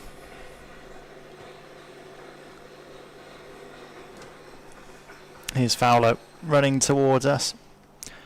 Bowls a Yorker length and well dug out by Tom Bevan. Yeah, about just over a third of the way from the total.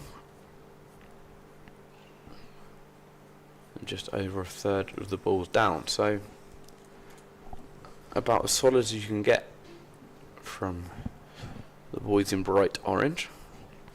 Bevan's still at the crease, still on strike.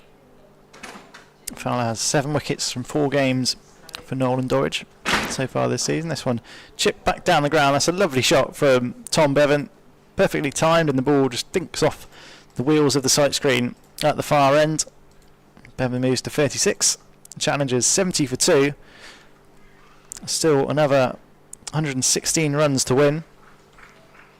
But the way they're going, they're making batting look pretty easy out there at the moment. Yeah, Bevan especially. I haven't seen too much of Lincoln despite his 16 runs, only off 7 balls. But Bevan is having a very nice afternoon whack. Fowler into Bevan, who once again drives down the ground. Go out to the fielder at Madon. Nick Halster-Cleek, I think, is there. Keep it to a single. Brings Dan Lincoln back on strike.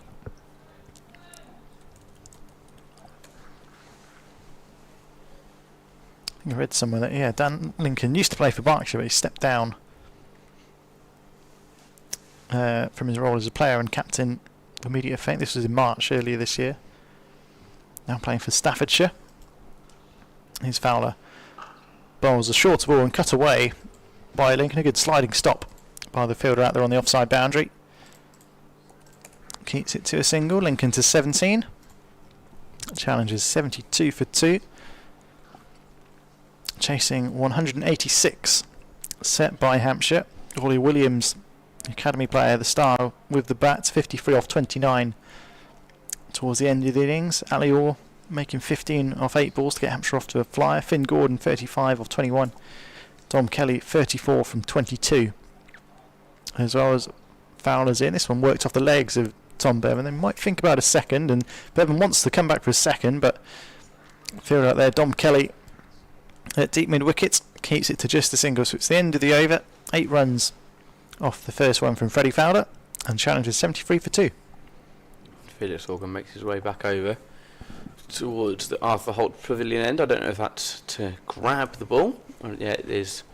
Hat comes off, so it will be the right arm spinner to have his second bite of the cherry at the challenges. He's going to have Bevan up first.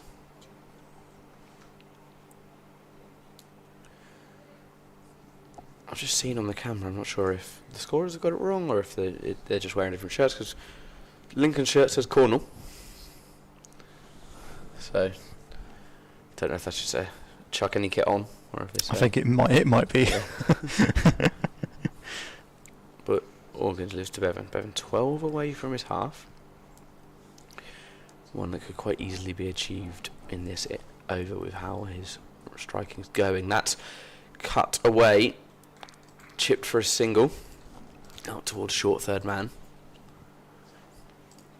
Just a little chip over the gloves of Ali Orr, who reacted well to it as he tried to get a blockage in.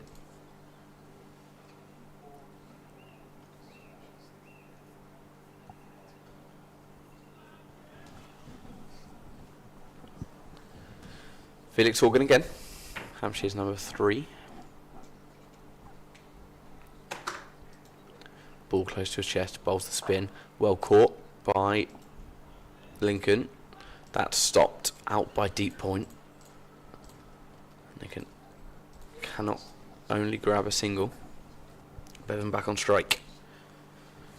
And where Hampshire were killing challengers with 6, challengers seem to be killing Hampshire with singles. There's very rarely a dot ball. They're always finding one.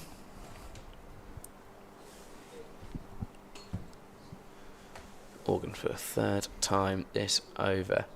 That's swing and a miss, and straight through to Ali Orr.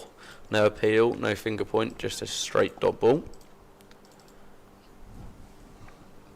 As we get to the halfway point of this Felix Organ over, he struts up to the stumps once again to deliver the ball. That's a lovely ball, and it's just gone through the hands of Ali Orr. He turns and looks to go for the stump, can't. Bevan makes his way to safety, as does Lincoln. And a bit of a mix-up there from Ali Orr. When Bevan went to defend his bat backwards, he just mistimed it, and he got lucky to not hit the stumps, because Organ had his head in his hand expecting the bails to fly. They don't. And a mix-up from Ali Orr. I think just a lack of concentration, maybe expecting the ball to go. Organ just organising his fielder out at deep extra cover. As he bowls, pinned out again towards deep point, and that's going to go for 4. A lovely open face strike past deep point.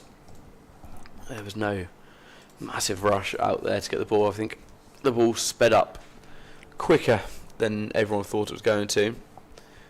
But them gaps in the Hampshire field are being found. And with one more ball to go in his second over, sorry. Organ is 0 for 15 after 1.5. Here he goes. It's going to be the exact same run-up, the exact same style of delivery. That's well driven to the exact same place this time. It is well stopped by deep cover, and it only goes for a single. So, at the end of over number 9, the situation is challengers sit themselves on 82 with 2 wickets lost. The deep point out there is taking a bit of a battering, especially as we saw in them last couple of balls. So Hampshire need to be aware of where they're placing their fielders. There's a run rate of 9.45 required. We're currently sat on 9.11. So with a target of 186, they obviously require 104 with 11 overs to go. I think we're going to set ourselves up for a tight finish, Wes. I think we are, Max, yeah, and more spin coming on by the looks of things from the net sender, or is it Freddie Fowler to continue? I'm not quite sure, but what I can tell you is that at this stage, after 9 overs, Hampshire were 90 for 5. Cool. So 8 runs more on the board, but that shows how 3 both more wickets back in the pavilion. That shows how both teams are playing this game, doesn't it, really? That one are all about the big hits, one are all about trying to grind out an innings as much as they can, and that's exactly what the challengers are doing so far as they near on the halfway point. And we've got Dan Lincoln, who's 24 off 11. Finn Gordon is the new bowler. This one worked down the onside to long on. Tom Bevan moves to 41. Challengers 83 for 2. Target of 186 sets by Hampshire early on. Gordon going to come round the wicket to Dan Lincoln. As that one is hammered over the head of long on and into the nets, where Hampshire Men are training at the moment, and the roller down the far side of the ground is almost in danger there too, as Dan Lincoln gets his first 6. He moves to 30 off just 12 deliveries, and this is looking a little bit too easy at the moment for challengers from a Hampshire perspective. Anyway, challengers 89 for 2 in pursuit of the 186. The Wasp has shot up to 74%. Hampshire need wickets, as that one's pulled away by Lincoln into the leg side. Just be a single this time. And he's to 31, challenges to 90. Brings Tom Bevan back on strike. He's 41 off 31, just 9 runs needed for his half century. Finn Gordon bowls to Bevan, clips his one into the leg side. They think about 2. Not going to get there. The fielder's quick on it. Team in a wicket.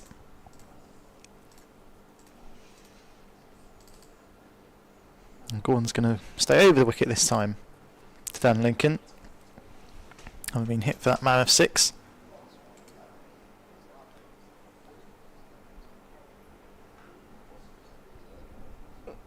Got Freeman out on the leg side. Long on deep mid wicket, deep square leg, as this one's played through the offside powerfully and struck well by Dan Lincoln. It's another 4. So his total is 5th overall of this innings. And he has flown to 35 off 14 balls. Challenges 95 for 2. And this is where they overtake Hampshire in the comparison. This is where Hampshire were losing their wickets in the middle overs and had to consolidate a little bit. Platform for the challengers means that Dan Lincoln can go as he pleases as he knocks this one down to long on for a single. It's the end of the over, an expensive one for Finn Gordon. It goes for 14, and the challengers 96 for 2 after 10. Need just another 90 runs to win off of 60 balls. Yeah, with the way they're going, you can imagine it's going to be doable. You can see there on the worm on your screen, just now becoming, well, it's sort of been even for the majority of the time, but a lot less dots on there, showing a lot less wickets as we hit the 10 over mark. Change of bowler down here. at the Arthur Holt Pavilion. Felix Organ comes away. And I think it's Ollie Williams who's going to take over. Might be Fowler, actually. Yeah, that's correct. That blonde hair. It will be. Bowled his first over at the net end. Let's see what we can do from the pavilion. His side desperate for a wicket here. The challengers hit 96 for 2.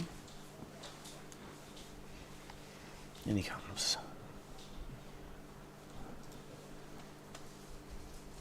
Driven down past deep extra cover and back for 4 once again, and it's sort of a sense where balls are being delivered and everyone just stands and watches them to go for 4. I don't know if it's a sense of Hampshire need to seriously plug some gaps that in their field, or if it's an incredible batting route, but something is glaringly obvious that something's wrong in a Hampshire perspective. Yeah, it's an issue. I mean, the batters are playing well. got to give credit to them, but yeah, it just seems that there are slightly too many 4 balls at the moment for Hampshire, whether it's too short, like the one Lincoln that pulled over long on for 6, or that one maybe slightly too full from Freddie Fowler. But a change in the field, Felix Organ himself has gone back at long off now. Lincoln on strike still after that 4, and he smashes it so high up. That is an unbelievable shot. Smashes it over deep wicket. That's the furthest that any ball has travelled today.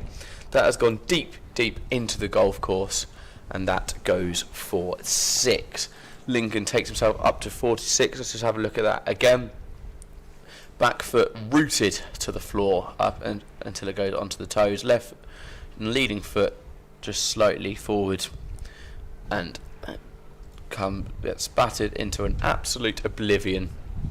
And Lincoln now sits himself on 46. He's overtaken Bevan, despite facing 15 less balls. But Bevan has been very good when it comes to defence, and I think Wes, you're correct in saying that it's been a very good, a very bright batting performance from the challengers. Yeah, 100%.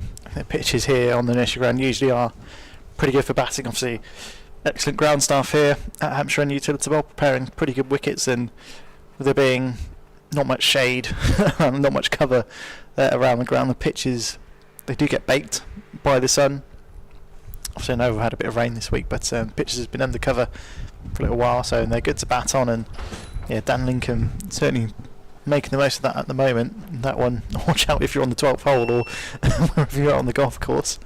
Here comes Fowler again, been hit for 10 in his opening 2 balls at his second over. And that is going to continue. Is it? No, oh, it's a dropped catch out by a deep backward point. It was a difficult one to grasp. We've seen, I think it's Middleton out there. We've seen him take an incredible catch already so far in this innings, and that would have been just as nice of a one. He was lunging forward, 2 hands down to the floor to try and take grasp, not managing to do so, as he converses with, I think, Dorse out there in that deep backward point. As Fowler comes in again, and he's been hit high again, and he's been hit for 6 again. And Fowler is having a treacherous time here at the Arthur Holt Pavilion end. He has now been hit for 15 across his first 4 balls of the over. Lovely footwork there to step forward and drift it out toward deep fine leg from Bevan. He now is 2 away from his half. 4, 6, 1 and 6 coming from the Fowler second over. He is now over 25, and it's going from worrying to scary for Hampshire in this second 11 warm-up game. As we have 2 to come for Fowler. Can Bevan reach the 50? It's good length, it's a swing and it's a miss, and Bevan uses his bat as a crutch as he jumps over as Alior gets ball in hand. No appeal, no clear contact made at all. Just a good delivery, but it was a bit of a swing. Bevan clearly wanted to make that 50 in style, and if he's going to do so in this over, he's got one more ball to do it. As Fowler again steams in, looking to claim Bevan. That's made contact, bat on ball, Alior collects and just runs to the other side. Now, after 11 overs on the board, challengers sit at a very promising 113. They only require 73 more runs to win this game of the remaining 54 balls, and they still have 8 wickets in hand. Yeah, we can see the Manhattans, the last 4 overs for the challengers, scored more runs than Hampshire in the same overs, and of course losing fewer wickets as well. Required rate now only just above 8 an over. They're going over 10. And a change of ends for Felix Organ by the looks of things as he carefully marks his run-up out from 1 foot after the other.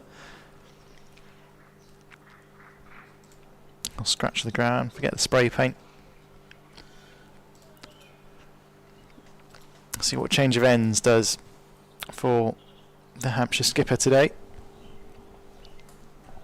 Got fielder at cover on the boundary, got long off, long on, deep mid wickets and deep square leg out on the boundary as well, so easy 1s, maybe 2s for Lincoln in the leg side if he wants it, as that one is whipped away off the legs, and that will bring up Dan Lincoln's 50 off just 19 deliveries.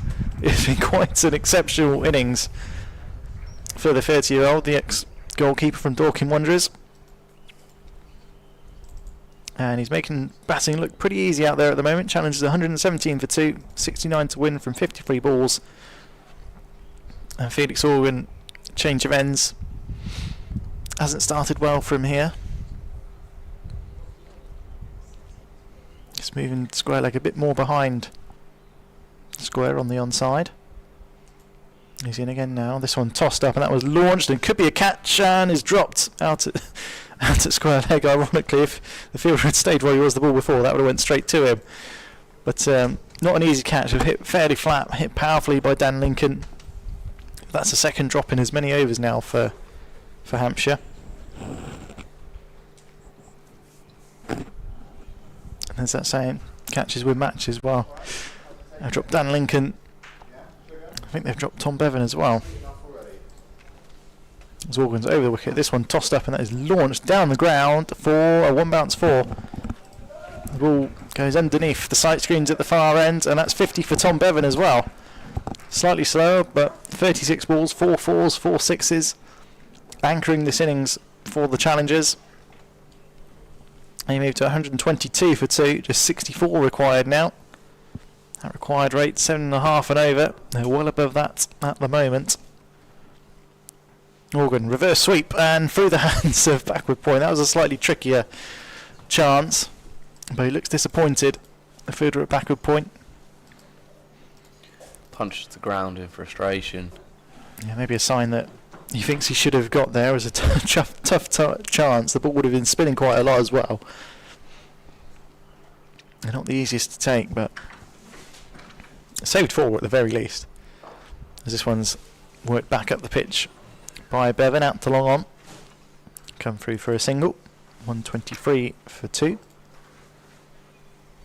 Lincoln back on strike with 1 ball left of the over. 63 runs to win.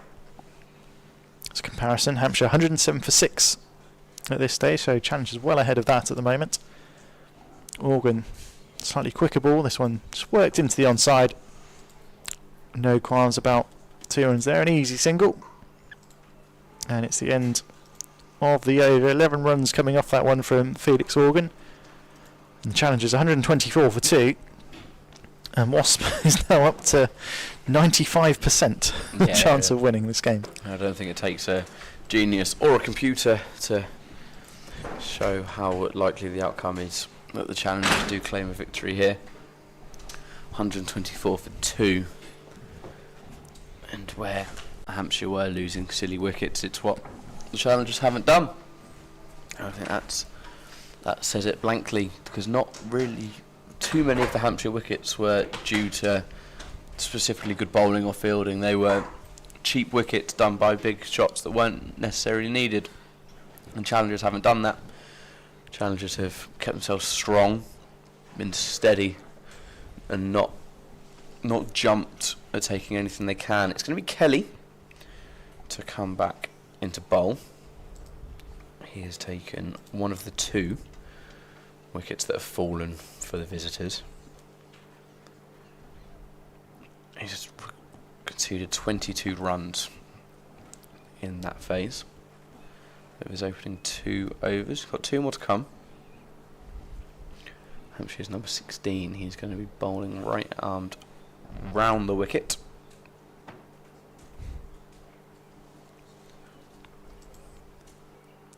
And Lincoln goes for a ramp, misses it, but makes a slight connection with the ball, goes out to short third man, and they are now getting a bit more experimental. I can imagine the challenger batters, they both reached their 50. It was a rogue shout from Lincoln to even attempt that, considering where the ball was travelling, but go for it he did. I think there's no fine leg, is there, really? So you know Kelly's going to try and bowl it across the right-handed batter, try and hit that sort of blue wide line there on the left-hand side, on the offside of these 2 batters. Bowling from the other end of the stumps, full toss, hit for a volley out towards deep mid-wicket. And that's going to, again, just trickle through for 1 run. So yeah, whereas like you said, with no deep fine leg out there, the ball is only really heading into one position when it leaves Kelly's arm. And Bevan and Lincoln got to be aware of where they can play their shots, where they don't want to play the ball into, where the fielders are and aren't. You've got 1 towards backward square leg, but that's the only fielder covering any sort of that area. However, we are having a bit of a change. Organ backs himself off towards long off, and we are now going to have a fielder go out towards fine leg, not quite deep, but is on the 30-yard boundary. Nope, now gets sent out towards deep. So he's going to be taking over that area, which gives Kelly a bit more variation of where he can bowl, makes his play less predictable. As he strides in, good length, wrong line, smashed out for 4 runs. Really nice shot again from Lincoln as he beats extra cover and cover, lifts it over them, and it was a 1 bounce 4 just in front of deep extra cover. Really good connection as he goes down to 1 knee there. And all the Hampshire fielders can do is sit and watch as it's collected by the challenger staff. That puts the challengers onto 130. They require 56 more runs in 7.5 overs. 45 balls to be exact. 8 wickets in hand. Kelly again. So that's there goes a wicket. It's taken a while, but Dom Kelly and Hampshire have found a way through. It's Lincoln who goes for 58 off of 23 balls. Didn't catch that correctly at all and hits it onto his own stumps. Couldn't really see from our angle, but the reaction from Alior shows us all we need to know. We can see another replay here from the backwards angle. Yeah, just sliced it into himself. Back goes in the air from the other side in a mix of frustration and frustration and annoyance. A very good innings from Lincoln. Him and Bevan have formed a formidable partnership that has proven incredibly hard to beat. And Lincoln eventually beats it by himself. It wasn't really too inviting of a ball. It was one that just sort of just chipped up towards the end. It was good length, but no danger when it comes to line. So he will be frustrated at himself, Lincoln, to go for that despite a strong innings. But joining Bevan in the middle now is Walker. He will go on to strike with 2 balls remaining from Kelly. Will that provide a bit of momentum that Hampshire need? Still 56 to win off 44 balls. So it's not the easiest task, but the wickets in hand do benefit the visitors. Yeah, another player in form in Oliver Walker comes to the crease. 387 runs in 9 games, averaging 55 this season across all competitions, 2 50s and a century. That will just about do it for the visitors if he is to achieve that. Kelly drives in, looking for his second in 2. Well met by Walker. Bouncer, caught with the one hand, out by point. I'd sort of made the assumption that was going to go out to deep, but I was beaten by the ball, and Walker doesn't get a run for his efforts, but makes a good connection. Don't ask me, mate. Just let it. And Kelly with his final delivery of his third over. Comes in, looking to try and find that second wicket. Walker makes a poor connection with it. It goes out towards third man, and it's well stopped before it's thrown back to Ali, or just for a single. So Walker gets himself on the board. It's not where he would have wanted the shot to go, but I think that sort of sums up the slight misfortune of how it's gone for Hampshire so far, in the sense of the ball a couple of steps forwards, look for a drive, end up still conceding a run due to a wrong connection. Yeah, that's just the way cricket goes sometimes, isn't it? You can do everything right, it still not go your way. Yeah, that one just the bottom edge from Walker to get him off the mark. It'll be Felix Organ to continue, I think, from This will be his final the over. net's end. We missed out on calling it the hedge end.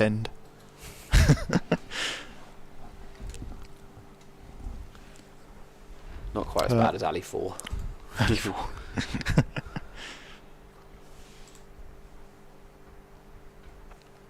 It's not Felix Organ, it is Finn Gordon bowling his off spin from the net's end. Worked into the onside.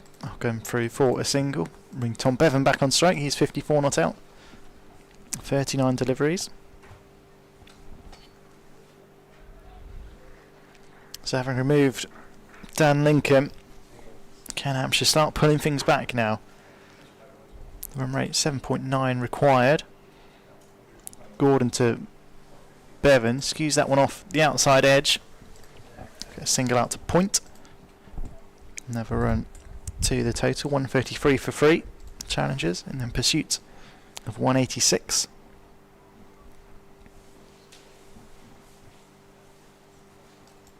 Gordon in once more, right arm over the wicket.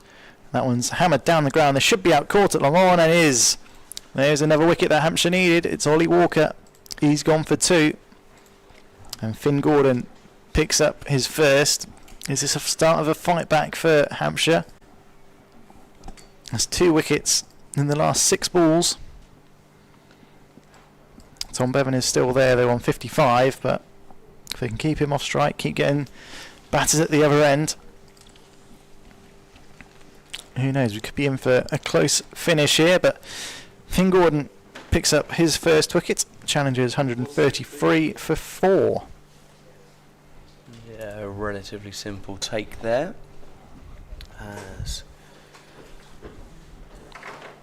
As Halstead gets his second of the afternoon, his second catch. Yeah, that one a lot easier than the first one, isn't it? That first catch, full stretch, dive in, catch at mid-on. Halstead Cleek will take first that one over any day of the week. He'll swallow that one up for sure. And with 4 wickets down, 6 left in hand, 39 balls remaining with 53 to go. Some boundaries still needed. If Hampshire can dismiss Bevan, we're looking a lot more favourable for the boys in blue. Yeah, we've got Joe Eklund, the new batter for challenges. Former Hampshire player. A rookie contract for a couple of years now, playing for Dorset. And the challengers, obviously. Yep, he'll know a lot of these players on the Hampshire second 11 as Finn Gordon is in. This one punched back past the bowler by Eklund to get him off the mark first ball. 4 for 4 now challenges, 52 runs required. So that run rate just creeps up past 8 now. Gordon bowls to Bevan. This one cut away into the offside. Will just be a single. Fielder out there patrolling that cover boundary.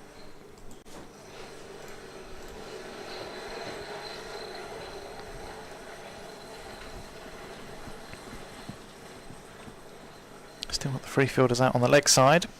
Long on, deep mid wicket, deep square leg as Gordon changes the angle, comes round the wicket to Eklund. Bowls. This one slapped back down the ground, and that will go for a 1 bounce for Joe Eklund. And a good first half of the over from Finn Gordon, but 6 runs off the second half. And more runs that the challengers need.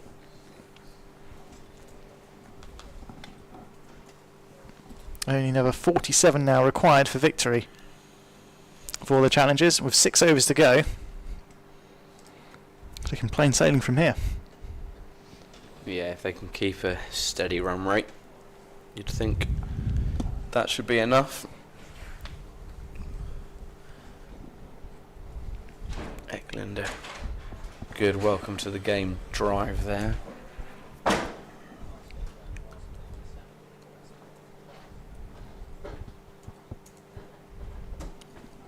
Looks like we've got James Trod back on the left armour. Haven't seen him bowl since the opening few overs.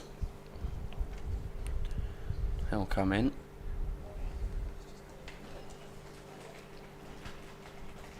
And go on the inside, on the right hand side of the umpire. Steams in. Bowl. Yorker type ball. Right, when it comes to length, just sort of wide of the off stump. That goes for a steady single, and that will benefit challengers more than happily.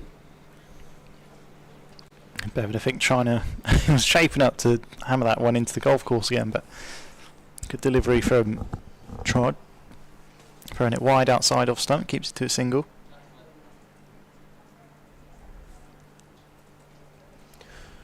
Organ and Trod just having a quick chat, seeing if there's anything they can do with their fielders.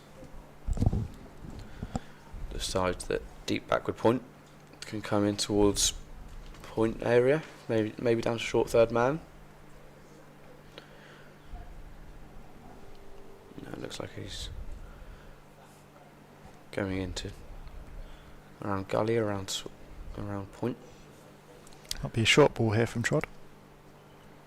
Nice, lengthy. Bluffed knee. Going out towards deep point.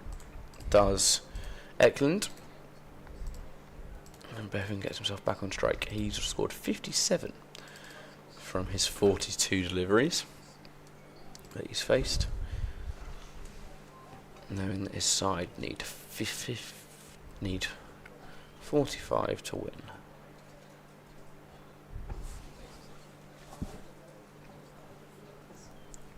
Here we go again. Trod. 2 from his opening 2. Shorter ball this time. Swing and a miss off the pads. And that goes out towards short third man, where it stopped. And it feels like the Hampshire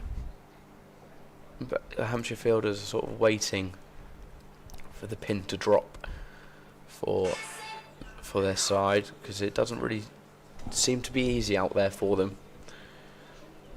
It doesn't seem like a game they're really pushing for.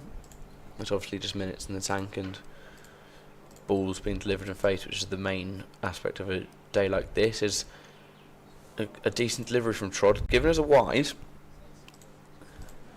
So that's just going to add another ball to this over, and one run less is needed for the visitors.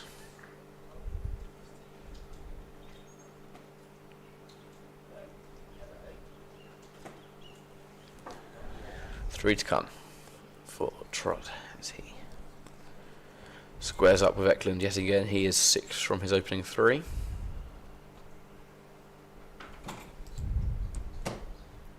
Shorter ball this time, well defended, out towards deep point, and yet again there's going to be a single, and that's just sort of punched out in between point and deep. And a slight step back, and challengers are just playing this as slow as they need to. They know they don't need to rush, they don't need to go for any whacks. They will play all 20 if they need to, as they only need to pluck another 42 runs from the remaining 32 balls. And while they've still got 6 wickets in hand, there's no point wasting them. They can take this as slowly as they'd like. within reason, and that should still see them through, and it's going to take a couple of quick wickets if Hampshire can have anything to do about it. Now what would help here is with Bevan on strike, is Jack Trod taking one now as he drives in towards the umpire. It's a short ball this time and it's got contact on it, but it doesn't quite travel through to the wicketkeeper. Or Bevan got himself set, looked to reverse sweep it, looked a bit panicked as the ball came through. It was a lot shorter than I think he was expecting, and as that picked up, it didn't quite bounce up as high as he thought it would, and as he looks to sweep it away, I think it got the slightest amount of contact, but took one bounce before it reached the keeper. And for the final time in his third over, Trod comes in, lengthier delivery, good line, no wicket taken, but a well stopped by Alior, and that puts Trod at 1 for 22 after 3 overs. 144 for 4 after 15, with 5 overs remaining, 6 wickets in hand as well, and it's still Bevan that will be the main target for Hampshire. Yeah, good end to the over there from James Trod. Interesting shot from Tom Bevan, given the switch hit when you got 2 fielders out behind score on the offside. It's you're only going to get 1 there, surely, or potentially out caught if you hit it up in the air. But yeah, good stuff from James Trod. Looks like it's going to be Ollie Williams to return from the far end, the nets end, as we're calling it today. Challengers need another 42 runs, just 8 and over required. Currently going at just under 10. But wickets, the order of the day for Hampshire. That's why they bring in Ollie Williams back on. He's 0 for 15 from his 2 overs so far. Fairly tidy stuff from him earlier on. Towards the other end, from this end, I'm at the other end. Here he is, right arm over. Bowls a slower ball, and well played by Eklund, and Williams quick onto it. Make sure it's a dot ball. Cover out on the boundary, long off, long on. Deep mid wicket, deep square leg. The 5 fielders out for Hampshire. Yeah, that's fine. I just want my mouse. That's fine. Oh, that's mine too. Williams back at the top of his mark. Are you coming back in tomorrow to get it? Runs towards us. I'll be in tomorrow. Around the back side screen as this one's down the leg side. Another slower ball from Williams. Puts his hand up to apologise to wicketkeeper Alior. Wide signal, so another run. Cool. Okay. 2 o'clock. Cool. Start. Sweet. I'll watch that. Eklund perhaps a bit disappointed he didn't get a bat on that one. Looked to sweep that away onto the leg side, but take the wide. Run in the extra ball. Williams, slight pause at the top of his mark. Runs in past the umpire, bowls. Down the track comes Eklund and clips this one into the leg side. There's a fielder out there at deep mid wicket. Keeps it to a single. Eklund on to 8. Challenges 146 for 4. Another 40 required to win. From 4 and a bit overs. When you say it like that, it sounds closer than the game feels almost. Like, Yeah, it's required rate is still 8.6, but challenge is going at 9.5 thereabouts. Williams bowls and slow ball, and Bevan looks to smash that into the grounds tunnel. Doesn't get anything off it. They scamper through for a leg bye. 147 for 4. 39 to win. Wasp is still hovering around 84%. yeah, running at 9 runs per over their last 5, so it's slightly above where they need it to be, but it's also still relatively tight.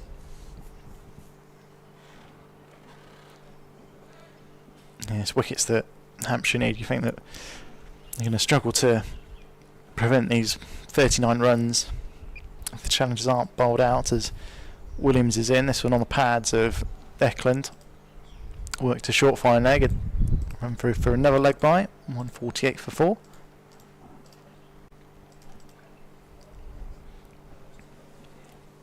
And his last over in a bit. James Trod over just going for 5 runs. And Solly Williams One conceding just the 4 off it so far. 2 balls to go.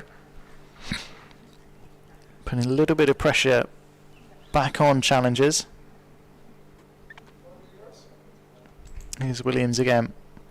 Bowls another slower ball. This one's flicked into the onside by Bevan and a half stop, and the ball just trickles over the rope for 4. It's a good shot from Tom Bevan, moving across his stumps and flicking that through the leg side. It brings up the 150 for challengers, 152 for 4 now. And 34 required to win from 25 balls. And he's done well to get that gap as Tom Bevan. He moves to 61. Last ball of the over from Ollie Williams. Runs in past the umpire. Bowls pace on this time. That's down the leg side. Well taken by Ali Orr. Another wide signalled. Williams doesn't look too happy with that one. I don't think that's missed. Leg stump by Damashar, maybe. Yeah, that's fair enough, that one, I think. You can't be too disappointed with that. I know he's moved across his stump slightly, but yeah, good stop from Ali Orr with the gloves on. 153 for 4 challenges, 33 more runs to win. And there's Williams. Balls, and that's top edge. This could be caught, should be caught, and is caught at fine leg. That's the end of Tom Bevan. Now then, does that swing things back in Hampshire's favour? Bevan goes for 61, a well-made 61. He's been the anchor of this challenger innings, and just going for a shot that perhaps wasn't quite there for it, and a well-judged catch by the fielder at fine leg. And now with 2 new batters at the crease. James Trod with the catch at fine leg. Can Hampshire pull themselves back into this game, Max? Yeah, you do wonder if that was the breakthrough that was... Well, it's obvious that was the breakthrough that Hampshire were after. If it has that much of a difference is something we yet to know. Eklund has got 8 from 7. You know that there's a fair few decent batters left in the Challengers team, but with just over 4 overs to go, it's going to be tight. 33 runs off of 4 in T20 is so much more than doable. But if Hampshire can maybe pick one early, pick one wicket in this over, then that gives a lot more of a chance. It's going to be Organ who's going to continue at the pavilion end. A run rate of 7.92 required. Currently running at 9.66. But if that slows down as the tail end come in, is what we will be finding out shortly. Does Eklund go for a statement shot? Does he play it safe? First ball of Organ's over. Plays it safe, plays it out into mid-wicket. That's been chased down, and that's stopped well as Lincoln comes in.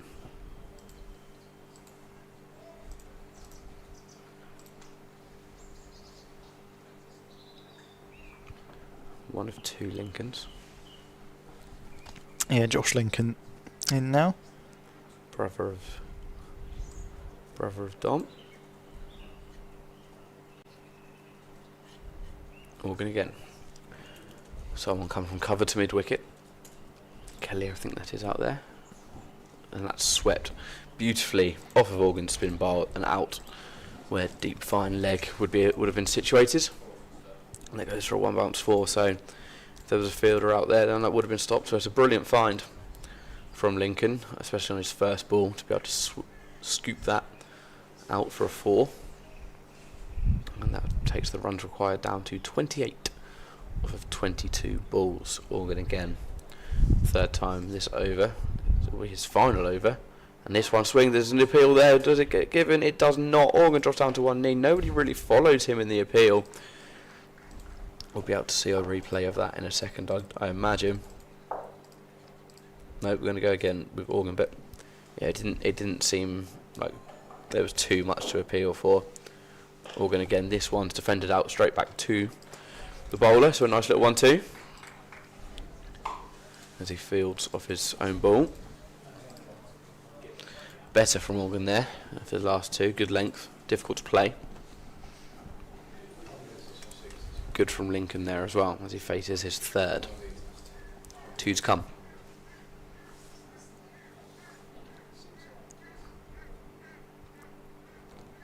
Organ can keep this as low as possible from a Hampshire perspective. That's played out nicely out towards point. Deep comes in. A classy shot there in between extra cover and short third man. A good bit of batting, and Kelly sent back over to cover. Sent slightly further out, just so he can't, or just so it's harder to have a ball put over his head. Middleton also sent out from point to deep backward.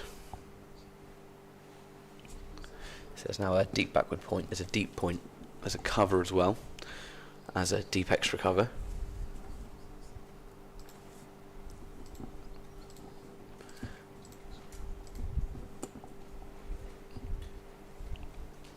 Out on this off stump side. Organ, right arm bowled, played leg side. They're going to rush for one, and it's a well run 1-2. Backward square leg manages to pick it up and stop any more. But that is the end of Felix Organ. A good final one. He goes for 33 off of his. Actually, Envy hasn't quite updated yet. It was 34 off of. It was 33. Sorry, off his 3.4. But yeah, a good over. Not conceding too much. And as far as we're aware, it's going to be Williams to come in for his final one now. 160 to 25 required off of 18 balls. Still the 5 wickets in hand. Eklund on strike with Lincoln to make the run when they're ready. Yeah, comparison-wise, Hampshire 148 for 9 at this stage as Ollie Williams begins his final over. Swing and a miss outside the off stump. Looked like Half a peel from nick on that. Half a peel from Williams, but nothing on that, says the umpire. And It or looked did it carry? I think that is what. Yeah, I think that would be why it wasn't appealed for. I think There there was was definitely contact. Definite there. contact. Eklund looks back pretty clearly. I think that's why Williams Looks at the put square his leg leg down. umpire, yeah.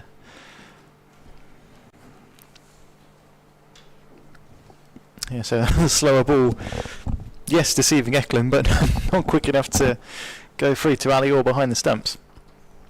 Here's Williams, pace on this time. That's off a pad, I think, of Eklund. And good diving stop from Trod at fine leg. No Givens runs. So Eklund on to 11. Brings Lincoln back on strike, and 25 off 16 balls. Looking tasty. Yeah, we're firing up for a type of ending that we thought we might get. Last 5 overs for challengers, 36 for free at 7.2, so behind the run rate that they need, which is now up at 9.4 and over. Williams bowls a shorter ball and a swing and a miss from Josh Lincoln. You can hear the applause now from the Hampshire fielders. Yeah, an over Starting like this to pick up again now. An over like this will suit Hampshire all day long. From a game that they were sort of staring at the face of defeat in, you feel, when they were around the 100 mark, you thought like it was only going one way, but Hampshire have slowed challengers down. The 2 big wickets that came as well, that really did stop the momentum. Required rate now up to 10 and over. 25 still needed from 15 balls. Here's Williams, bowls a shorter one, and that's pulled out into the leg side, and that has gone for 6. That will ease the challengers' nerves. That takes them to 167. And a much needed boundary for Josh Lincoln. Moves him to 11, and got hold of that one all right. Frees the arms and clean swing of the bat. Sends Williams to cow corner. And what is his response? Got the same field. What can he do this time? 19 off 14 now. Swing the game more in the challenger's favour. This one down the leg side, an excellent stop from Alior. Saved 4 runs there. 4 leg pies, whatever it was.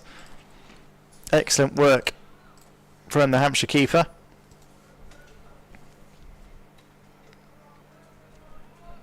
So with those 4, take it to 15 or 13. You're a lot happier from a challenger's perspective at 19 or 13.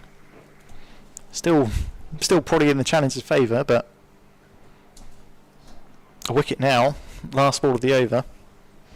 Yeah, still requiring 19. Do want one to come still.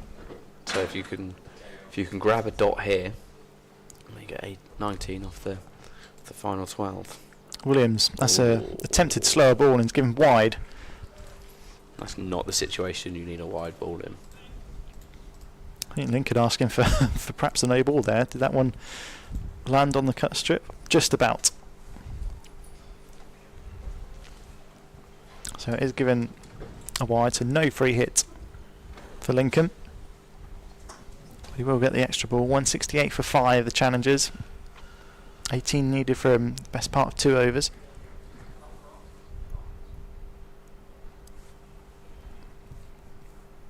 Williams, will he try and do the same again? Slower ball, wide outside off. What's going to happen? He does go again, and that one's down the ground. Is there a catch? There is. Felix Organ takes it. Josh Lincoln departs for 11. Thank God that Williams didn't get his wish for the no ball. And it's a second wicket for Ollie Williams. He ends his spell 2 for 30 off 4 overs. Good day out with both bat and ball for him. Made 50 earlier on to help propel Hampshire to 185. And now things get interesting. 2 overs to go. 18 runs required for the challengers as we see a replay of Lincoln toe end of the bat. And a good catch from Felix Organ out in the deep. With 2 overs to go, 18 runs still required. Now, it's doable, and it's a run rate that they've been sitting around for the majority of the game, but they've slipped back and slipped down into a 7.6 over the last 5 overs. Bushnell comes in. He conceded 50 on his with ball in hand, and he's going to face Kelly, who's currently at 2 for 29. Now if he can turn that into 3, you would really put Hampshire in favour, especially if you can do that early on in this over. And Joe Eklund's still there. Be good mates with Tom Kelly, I'm sure. Going through the Hampshire pathway together. But Jonathan Bushnell, the new batter, another guy in form, averaging 52 with a bat this season across all competitions. Eklund will know a lot about how this pitch plays. He'll know how to build run-ons on here. We'll know how Tom Kelly bowls as well. Exactly that. Yeah, he's in a arguably perfect position when it comes to needing runs for a win. Organ just messing about with his field slightly. Sends cover deep and brings deep square leg just to backward. Here comes Kelly bowling from an off stump. Out down the wicket. It's out towards corner just for a single.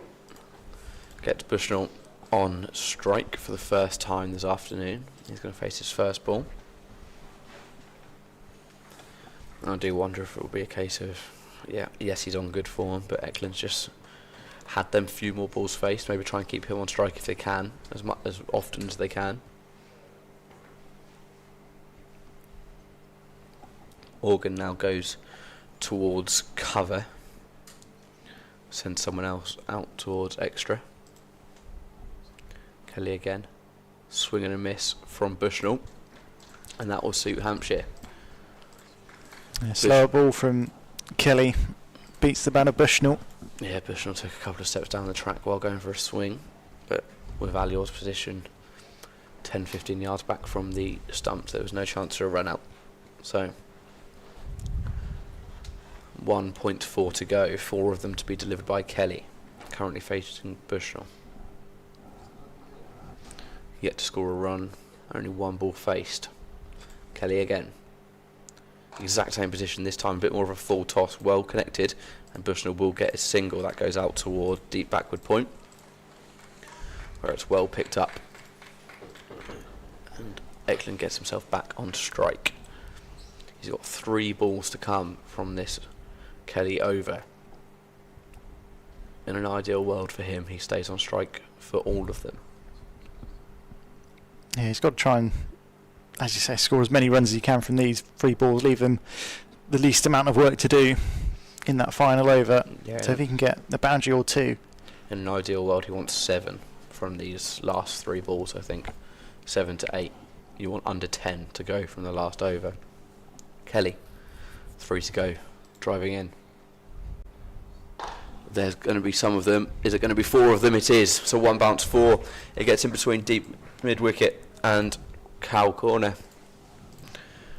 And that's a beautiful strike from Eklund, right in the middle of the bat. And we said he wanted 7 to 8. There's 4 of them straight away. It's a full toss. And it's met perfectly on the volley. Both fielders out there running towards it. Neither of them are going to make it. And with 2 to go, Kelly has conceded 6 off this over. 12 to win off 8 balls. Kelly again. Eklund again strikes. That's going to trickle towards deep mid-wicket.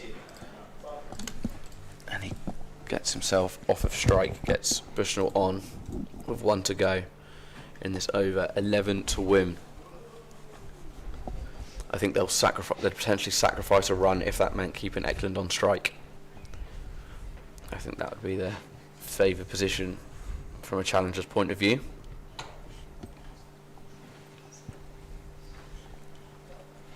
Looks like we've got James Trod warming up to bowl the last over, the left armour.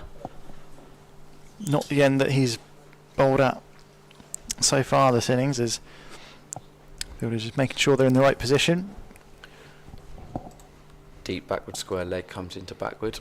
Kelly again. Is that going to go down as a wide? It is. And that is the last thing that Kelly would have wanted. He will now face 1 more ball in hand. And that takes 1 run off. It's poorly delivered really, isn't it? Well, he's got to try and keep it wide out there so it's not going into the swinging arc. Bushnell has moved across his stumps there. I can understand Kelly's frustration with that one. 1 more to come. 10 to win. Bushnell still on strike. Only faced the 2. Has 1 run from them. It's the same result. It's another wide. And that keeps it at 7 remaining. This time 9 to come. You can see what he's trying to do, to try and hide it outside off stump, keep it full and wide, so I wonder Bushnell has to hit sort of down the ground and to their fielders at backward point at cover, and Organ at long off, who's just coming up to have a chat with Felix Organ here. I wonder if Don Kelly here, sorry. I wonder if they'll now, if Kelly will now play this one a little bit differently, go closer towards the stumps. Maybe if that's something that Bushnell's not expecting. Well, they've gone back to the field that they had before. Deep square out on the boundary. Mid-off up inside the circle. That's exactly what they do. That's driven really well, but it's well stopped by Felix Organ in that extra cover. They get the single. Bushnell goes back onto strike. 8 runs required from the remaining 6 balls. The challengers still have 4 wickets in hand. The situation is Eklund on 17 after 14, Bushnell on 2 after only facing the 3. I think you'd rather be in challenger's position here. You would indeed. You've got Bushnell on strike. Yeah, he's new to the crease, but Got 8 runs average. needed off the over, then all it takes is a little outside edge, little inside edge for 4, and it's job done, isn't it? So it will be James Trod to bowl the final over. We're going to have fine leg back on the boundary, square leg out, long on, mid wicket, and one man out on the offside, so no one inside the circle on the onside. And you've got Trod going round the wicket, so I'll try and keep it fairly straight, give no width to Bushnell here. And he's in now, left arm round the wicket. This one is driven out to mid-off where Felix Organ does the fielding. They'll come through for a single. 7 needed from 5 balls for challengers. Good start to the over from James Trod. Bushnell not taking any risks with that one, not trying to be the hero too early and go down the ground and potentially get caught by Organ or one of the other fielders inside the circle on the offside.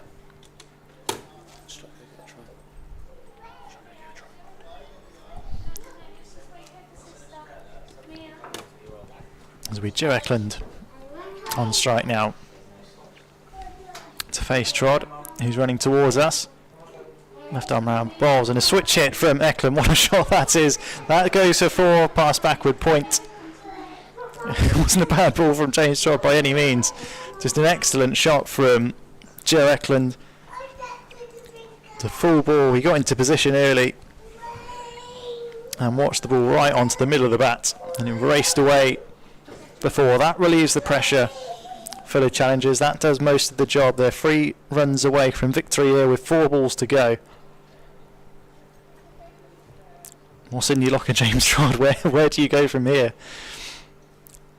You've got the field set with Foreman out on the leg side, and then Joe Eklund goes and does that and says, nope. 2 can play that game. I can play with your field. Trod past the umpire now. Bowls to Eklund, who gives himself some space and drives and beats the dive of Organ, and that is victory for the challengers with 3 balls to spare. It's been an excellent game of cricket here at Utilita Bowl. Joe Eklund, a former Hampshire Man, ironically enough, wins the game for the challengers. 2 boundaries in the final over. He ends 25 not out. And the challengers victorious here by 4 wickets. What a game, Max. Yeah, that was an enjoyable and very enjoyable day across this double header, and we've got plenty of more of that to come across the next few weeks of the Vitality Blast, starting here next Tuesday with a double header on the 26th, but blast off is this Friday against Somerset. Wes, how are we feeling for the blast? Feeling good, feeling confident. Time to park the Red Bull campaign for the men. The women are in good form, 2nd in the Metro Bank One Day Cup, so need to continue that. And it's a tough start against Somerset. We've had a few very close games and very enjoyable games across both the men's and women's teams there. Yeah, looking forward to next week. Home double headers against Essex on Tuesday the 26th, and massive game against Surrey on Friday the 29th. So very much looking forward to those. Max Parson-Williams, thank you for your time. I've been Wes Spearman, and thank you for watching, and we will see you next week.